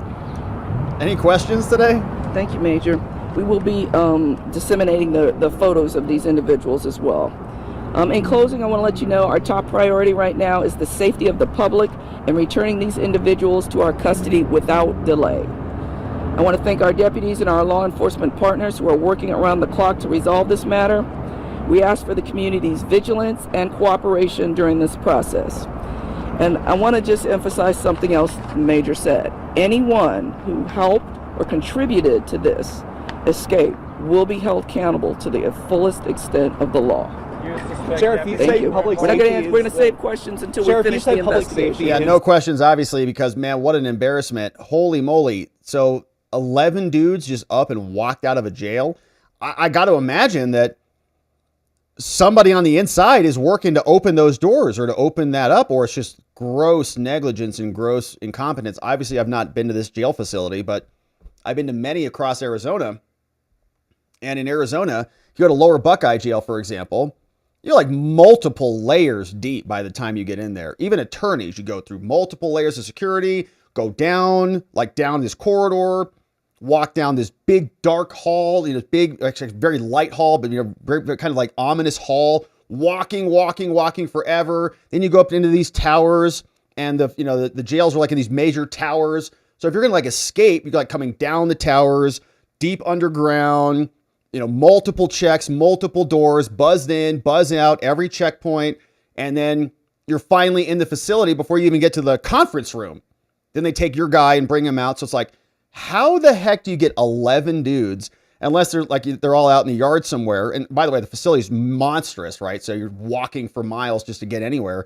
And the idea that they just like open up a door and walk out and are gone for hours, that's actually kind of boggles the mind. One dude or two dudes or like, Frank whatever from Alcatraz, couple guys escaping, but 11 guys getting out. It's absolutely wild. So we'll see what happens on that. We'll see if they catch them. I have my doubts about the competency and the capabilities of what's going on there, but maybe the FBI will do it. It'd be interesting to take odds on that. You think they get 10 out of 10, or 9 out of 9 who are still remaining? I don't know, but we'll keep our eye on that one, my friends. Thanks for subscribing and joining as we do. All right, so my friends, what a beautiful day it has been. Thank you for joining us on this stream today. Very grateful to be with you. And now, if you're just joining us, let me give you a quick recap on what we talked about. So we were having an amazing Friday until the Supreme Court came out and acted like the Supreme Court and issued this new ruling in the AARP case. There's a lot of celebration on the other side, lots of headlines about SCOTUS blocks Trump and all the... Yes, kind of, for now, kind of. It's noticed. They're going to send it back down to the Fifth Circuit. The Fifth Circuit already was in our favor, essentially, the last time. So it's going to still, materialize, mature, and we'll be back on this one. So it's not final. It's the Supreme Court being wishy-washy and delaying justice, I think, to deny us justice, but we're not at the end game. So we covered that, read through it. Judge Alito had a great dissent. Thanks for reading that one. Thanks for sharing that one around so everybody knows what actually happened in the Supreme Court. We then talked about this really great judicial complaint filed by America First Legal, an organization that Stephen Miller helped build. And this was against Judge McConnell out of New York, who has been a horrendous judge. Turns out he was on the board that was getting paid millions of dollars from the federal government. No wonder he wanted to keep those floodgates going. And then we talked about this absolutely crazy story. 11 people escaped from a New Orleans jail, and 9 of them still on the loose out there. So if you're in New Orleans, maybe order in tonight and double check who's delivering it. All right. So my friends, what a beautiful day it has been. It has been an amazing week. Thank you for supporting our show, supporting our work here by becoming members, sending in super chats and all the things. We're really appreciative of it. Could not do this without you. So thank you for that. Let's say hello to everybody who is participating today. Grateful for you. And thank you we got a bunch of new members, man. We love our new members because we're going to see our members in the after party and on the stream tomorrow on Saturday. So Membo, stick around for the stream. Uncle Bozy, what's up? Thank you, Uncle Bozy, for flagging that for us. Jeffrey Adams says, James Comey says is meeting with the Secret Service face to face. I saw that on the headline. Hadn't seen much come out after that or what happened in the meeting, but I did see he was meeting with them. Thank you, Jeffrey Adams, for the dono and for the flagging it. Hey, Chappaquiddick Drinker. What's up, Chappaquiddick Drinker? Shouting out Chappaquiddick Drinker. Great shout out. Cool dude. Hey, Etat Antons rated the stream. Is that from our friends on Twitch? What's up to our friends on Twitch? We're getting some more people watching on Twitch. I appreciate that. I see there's a handful of people over there every day, and we're grateful for that. Thanks for watching on Twitch. It'd be nice to have a presence there, because there's a lot of liberal streamers over there. Hey, what's up? Etat Antons. What's going on? Mock Schnell. Thank you, Mock Schnell. Bringing in 50 new members, courtesy of Mock Schnell. Mr. Trump Train is here. Waffle Salter. What's up, Ray? We got Sarah the Sassy Rando, Terry Ruggiero. What's up, Robert Surfer, Roland Ferguson, Richard Brown. We got Pup, Dean, Dax Eckenberg. What's up, Sean Davey? Serial Killer, Daniel Lakensky. We got this one from Jason Alator, DCL, Dustin Van Pelt. What's up, World Peace? But Coffee First is here. Francis Montgomery, Odor of Mendacity. What's up, DB Smokey Bear? Crazy Cossack. We got Neil Conway, Candy, Sherry Barber, The Purple Hatter, Dusty Storm, Doug Yetman. What's up, Tandod? We got Byron Burks, David, Nobert, Matthew Bloodget, AC, MS Moon, Jack Solier. We got Heather Salvatore, Textured Puma, Rondale Austin. What's up, Game On, Sports News and Picks? Brandon, Laura Solomon, Joshua King, Globalist Juice is here, John Ruck, C. Kyle, Stuart Malovich, Bev Thacker, and Jesse Bear. Gifted membos, 50 of them, courtesy of Mock Schnell. Thank you, Mock Schnell, for doing that. Welcome to 50 new friends. 1R5 says, one thing is now for sure, it's a lot easier to let them in than to get them out. Yeah, that is for sure. That's all by design, right? Open the floodgates to get them in. We, the American people, have zero due process on our invasion. Do we get any say in being invaded? No. We didn't. We elected people who upheld an oath to protect our country, and they didn't. And now we want to do that, and we can't. Mock Schnell, hey, it's been a good week in the market for me, and some good Second Amendment stuff came out, so I'm celebrating about it. As usual, Rob, you do such a great job educating us on the issue at hand. Hey, thank you for that, Mock Schnell. I appreciate that. I'm glad you had a good week in the markets. Markets are looking good. It's interesting about the good two-way stuff. I think I saw some people very unhappy with some two-way stuff today, G-Men and some others on locals today. Great to see you, Mock Schnell. Hey, what's going on? Alice Elizabeth says, hey, I loved listening to the Supreme Court hearing yesterday. I would love a breakdown of the arguments. Is that possible? Would you know where that would exist? Also, Kagan cited a bunch of precedent spelling decision in favor of birthright citizenship. You, Rob or Robbie, said that's bad case law. Could you elaborate, please? Apologies if this was covered today and I just came on.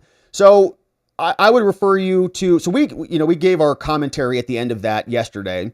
I appreciate the request. I don't know that we're going to be able to get into it in as much detail as you're requesting here in this super chat. I think there's a lot of other people like at SCOTUS blog. I think John Turley, like the other bloggers, the other writers, the people who are going to write the things. I would refer you to them. Margot Cleveland, I would refer you to her.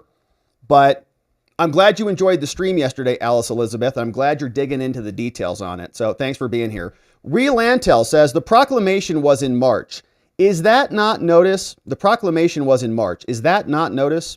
From Real Antel. Chubby says, is SCOTUS just dragging these things out to flex or to try to stay relevant with so much movement coming from the administration? Either way, they're not dragging their dang jobs, and I'm getting really fed up with it. More often than not, it just seems like SCOTUS likes to drag this out either to do as little work as possible or to just be in the spotlight. They could totally actually do work and get things running better, but they just don't want to. From Chubby Stubby in the house.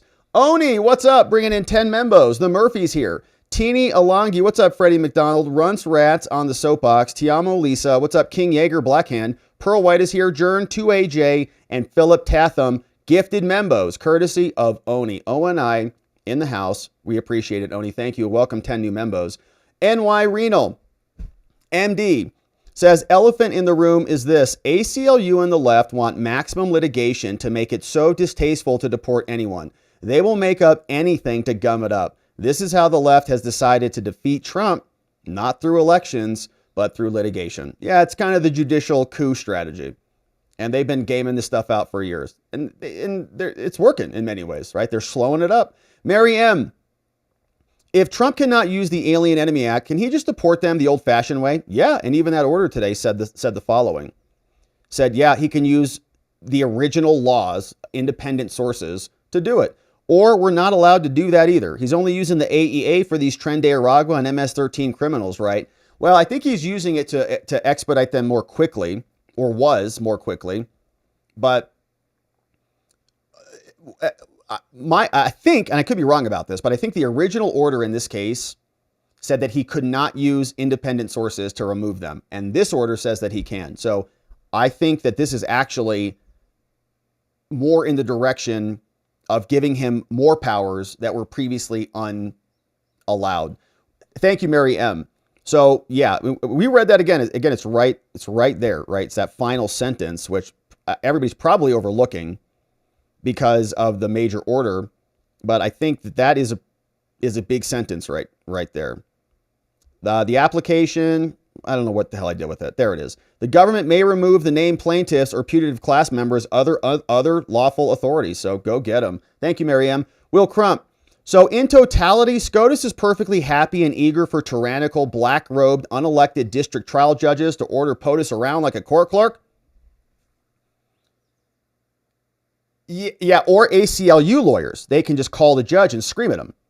And that's perfectly allowed. And if the judge doesn't abide, then that's inaction, according to the majority. It's wild. Chat with me says, may remove under lawful authorities. So Trump can suspend habeas, or are there other authorities available? Yeah, I don't think it was a reference to habeas suspension. I think it was more a reference to the INA, like other just standard deportation procedures that are not invoking the AEA. Ravicus, what's up? Ravicus says, if you have never seen this movie, The Network from 1976, you need to watch it. It was more real today than it ever was. Says, I'm as mad as hell and I'm not going to take this anymore. I think I remember that clip. Yeah. I don't think I saw the movie, but I definitely saw the clip. Kevin Nally. What's up, Kevin? Thank you, Kevin, for doing this. Kevin, not even a membo, and bringing in 20 new membos. You're amazing. Jason Hu. Marwaki. What's up? 1-2 Actual. Joshua King. J. Ryan. What's up, Candy Smith? Zarls Zali Uriz. SJH. Huckleberry Kush. What's up, Lamont Storm? We got Amazing Disgrace. Mike Rector. D. Fabuloso. Femme Natal. Doxy Dog Lover. We got Becky Slaughter. Nick Sartini. Crystal Zettler. Niles Delta, Sapphire Ridge News, all gifted membos, courtesy of Kevin. Thank you, Kevin, for doing that. Welcome, new friends. Can't wait to meet y'all. Hey, Mock Schnell, bringing in 50 more membos. We got RT, Pam Smith, PM Lady. What's up, Shlomo? Diane, Steven, Ben, 5i. What's up, Goat Nuggets?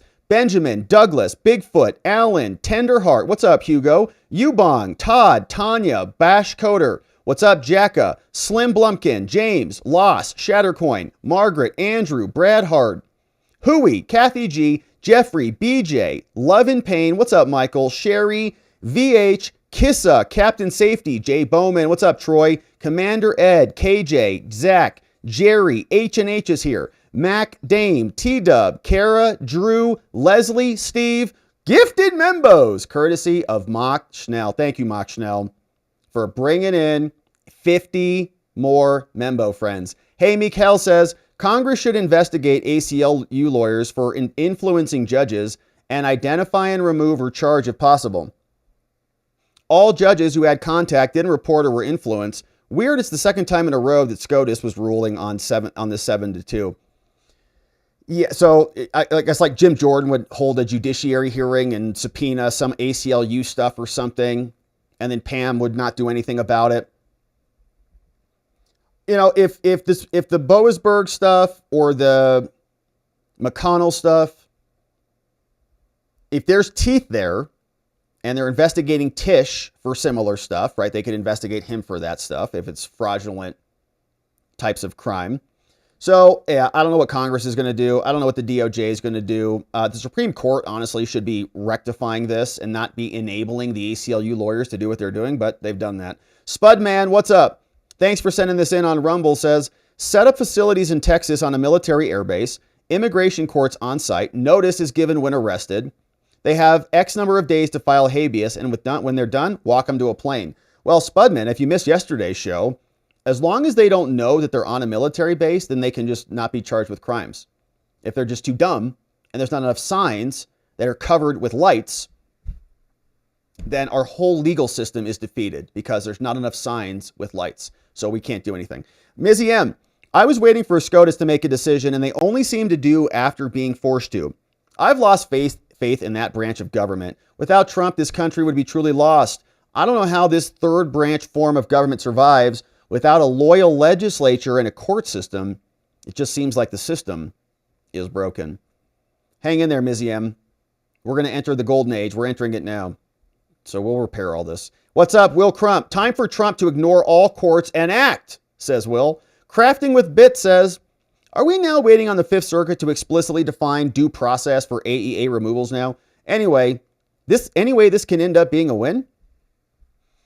Yeah, I mean, the Fifth Circuit can come out and set some nice guidelines for it. Like, the Supreme Court is so pathetic because they could have just said what they wanted.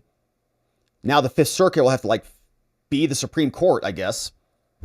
And they could come back down and give us very clear guidance on it and say, yeah, actually, we think 12 hours is great. Then the Supreme Court could come back and say, actually, no. So maybe we come out better. Hey, what's up? Chubby says, the SCOTUS dissent was scathing. The majority should feel utterly embarrassed that their blatant ineptitude was put on blast and fully displayed for all to see. Yeah, it kind of feels like Gorsuch and Kavanaugh should have said something to defend their honor. But as it stands, they're lumped into that one. Off-Label Podcast says, okay, time to suspend the corpus. 11 inmates escaped in Louisiana, 9 still at large. Found out why Trump wanted Greenland. It's a DUMB. You're getting the hang of the new system nicely. From Off-Label Podcast, right next door on the tubes. Thank you, Off-Label. Harold Greer, what's up? Bringing in 5 new Membo friends. Be Inquisitive is here. Joseph Moore, welcome. Whiskey, Lynette, and Bubbles. Gifted Membos, courtesy of Harold Greer. Thank you, Harold. Welcome, new friends. Sheila Pooh says, Alito is the only one who seems to have a brain. Yeah, well, Thomas joined him too. So, Thomas too. But yeah, you're right. Hey, Rob, that's why I said they were all bundled as a class that couldn't be deportable, and they lost, then they could all be deported if they lost. Okay, you lost. Everyone, get on the plane now. Bye. I think which is why the Supreme Court doesn't really also want to keep them as a class, right? It's like they kind of bundled them for certain things, use that to get their arguments on due process, and then unbundle them and send them back down with a pause. Will Crump, what's up? I predict birthright citizenship will be lost 7-2. SCOTUS has become an anti-Trump activist court. That's all that can be said. So do you think that's really the issue on that is really the injunction, right? The injunctive power. I think you're probably closer to right. I before this decision came down, I was like, oh man, I don't know. But I think it's either going to be 5-4 or Roberts. I don't know where Kavanaugh will go. You might be right. You might be right. Chubby, kind of looking like SCOTUS is partaking in this judicial coup. Congress needs to step up and nip this in the bud now. Doan says, Kagan litigating with phantom case law. Sotomayor talking over every good answer to her stupid questions. Yeah, they were all pretty dang rude to D. John Sauer yesterday. Talking over him, and then when the other team came up, Sotomayor's like, oh, did you find these cases? Because I found these cases for you. Here, use these. Rob, Trump waited so many minutes before he told everyone to calm down. We must be peaceful. He didn't react in time. He did it on purpose. He caused the insurrection. He was over a mile from the Capitol. C. Steez, what's up? Welcome aboard. Thank you, C. Steez, for becoming a membo. Sheila Pooh says, Judge McConnell is a crook. If they do not disbar him as a result of this info, that will confirm for the American public that judges believe they are above the law. Start removing them for bad behavior. Yeah, and that would require Congress to actually care or do something about it, but they're just so stuck in the status quo of being useless that it sounds like they're not even interested in the conversations, most of them, about impeaching them or removing them. Thank you, Sheila. Doan, what's up? Says Doge federal judges the same way that USAID was. Well, at least investigate those things. I mean, that's very curious that he was on the board that was getting $100 million from the federal government and couldn't manage the money. Strange. Wojo, that was the sound of the parts that fell off the Air Force One. Boeing is the tail flaps falling off. Boing. What's up, Sheila Pooh? How about Congress does its job and just remove these judges for bad behavior? Yeah, only take one. Just got to get one of them. Just impeach one of them. Watch what happens. It's a great comment, Sheila. Hey, Crystal Blue on Rumble. Thank you, Crystal Blue. Yep. Follow that money right into the judges' pockets and see where it leads. Sheila, thanks for bringing in 10 Membo friends. Sheila Pooh, a million hugs to you. Bringing in Bo Brunkhorst. What's up, Paula Joyce? We got Michelle C. Matthew Sovin. What's up, Mr. Belding? Lance Uppercut. What's up? Yep. Jesse McAdams, Corey Spofford, and Earl Coley, gifted Membos, courtesy of Sheila Pooh. Welcome, new Membo friends. We'll see you in the after party. Uncle Bozy, Rob, why can't you use words like unalive and eliminate and remove, etc.? Is it a YouTube rule? I'm just curious.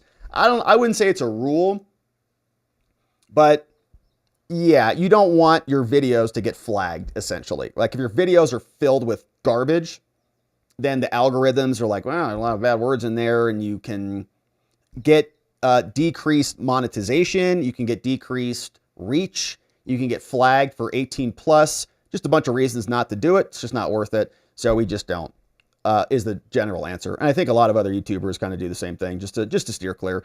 This old guy says, I'm sorry, because YouTube is indexing everything. I think it's even OCRing the screen. Like it knows what's on the screen. It's part of its assessment. This old guy says, I'm sorry, this police commissioner does not instill confidence that they have the slightest clue about what the heck is going on.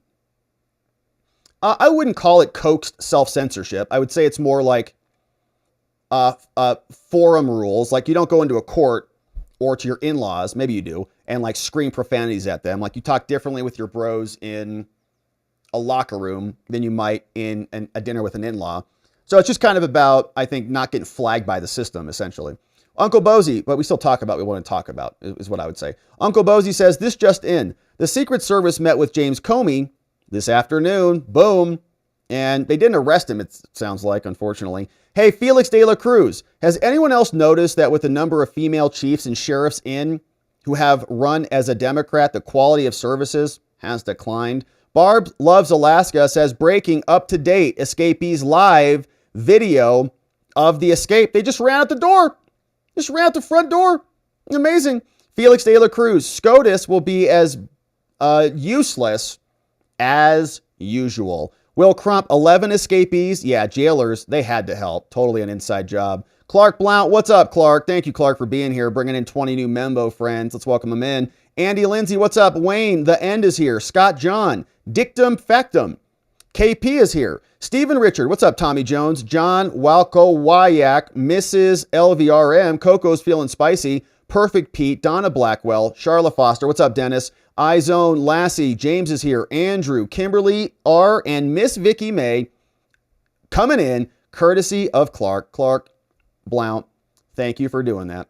Grateful for you. Felix de la Cruz says, Comey, I had no idea what 86 means, and who knew what 47 meant? Trump, I'm actually clutching pearls as she stamps something. Thank you, Felix. Chubby says, I will admit that since the bonus shots from Judge Areola, I tend to listen more than watch. Okay, having to take care of my boy might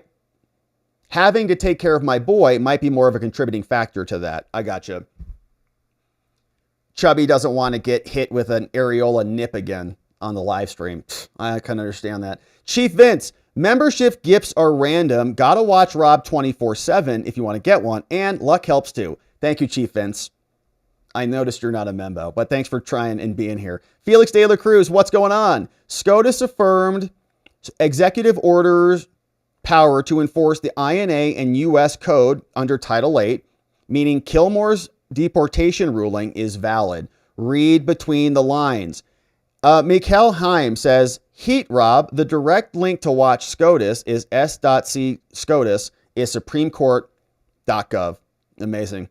Thank you for that, Mikkel. NY says, the question why we have been lulled into this notion, the only way we can hope to run our country is to hope 9 judges do the right thing. Congress barely passes laws anymore, let alone a balanced budget. We should insist they remove all jurisdiction of immigration matters from Article 3 courts, create an accelerated habeas to nullify future actions. And Congress could absolutely get in here and help with any of this, but they're just not. And you're right.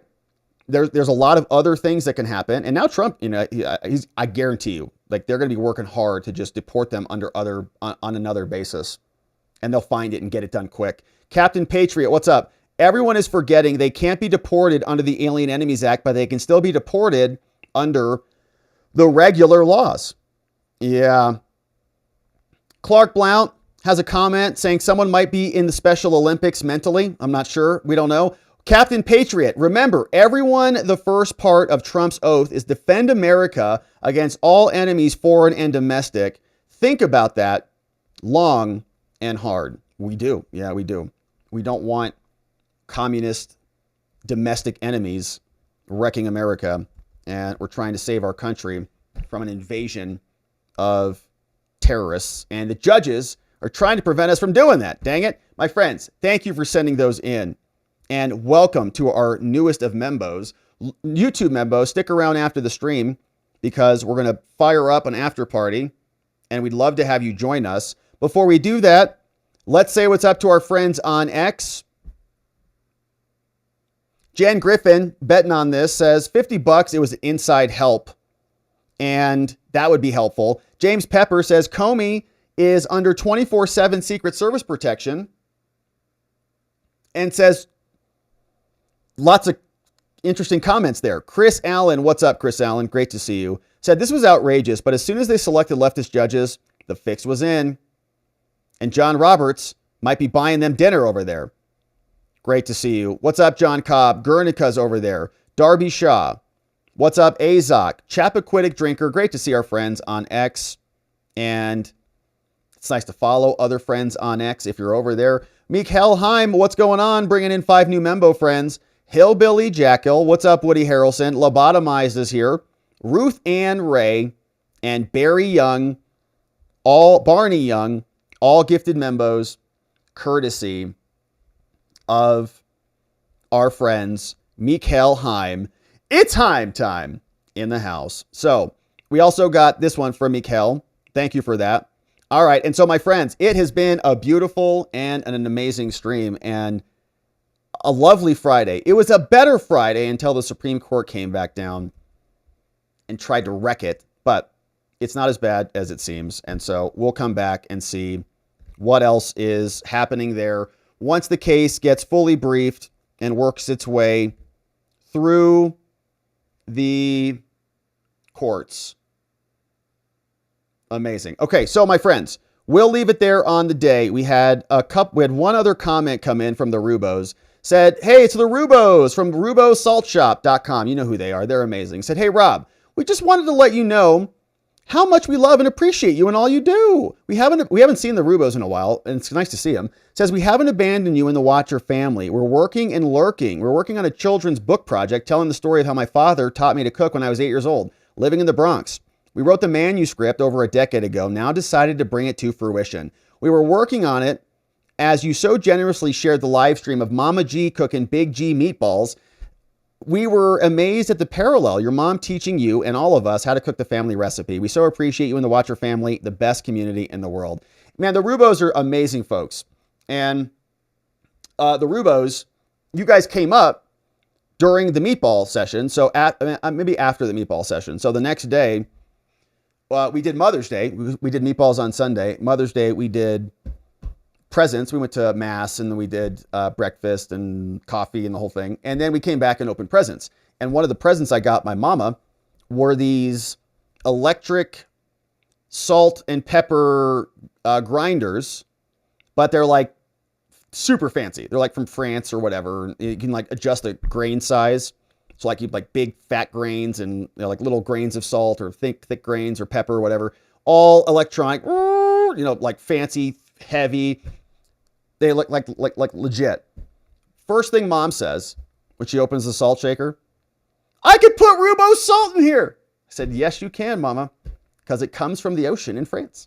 Anyways, shout out to the Rubos. Great to see you guys. I notice when people, kind of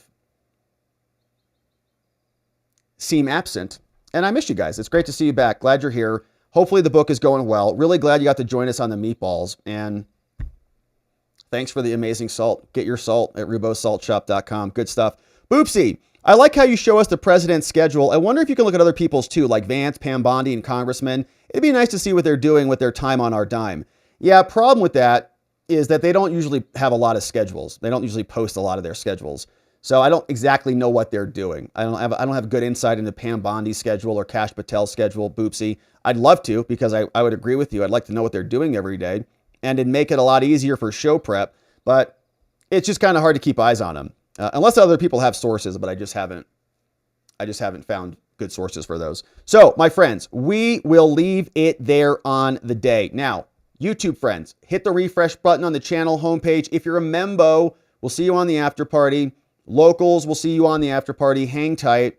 My friends, it has been a beautiful stream and an amazing week, and I'm really grateful for all the support. Thanks for being here. Thanks for gifting new membo friends and supporting our work here, because we could not do it without you. And we got a lot of work to do. We're saving our country together, baby. And it's an honor and a privilege to be hanging with you while we do it. So we'll pause there for the weekend. Membos, Saturday show is tomorrow. Stick around for the after party. We'll wrap up for a few minutes and debrief. Otherwise, my friends, once again, I want to wish you the best weekend you can possibly imagine. I hope you're doing something incredible to restore your spirits, rejuvenate your soul, and rest, because when we come back on Monday, we're going to get into it again, and we're going to need to see you right back here, ready to go, so that together, with your help, we can shine that big, beautiful spotlight of accountability and transparency down upon our system with the hope of finding justice. Make it a beautiful night, my friends, and an amazing weekend. We'll see you right back here on Monday. Bye-bye.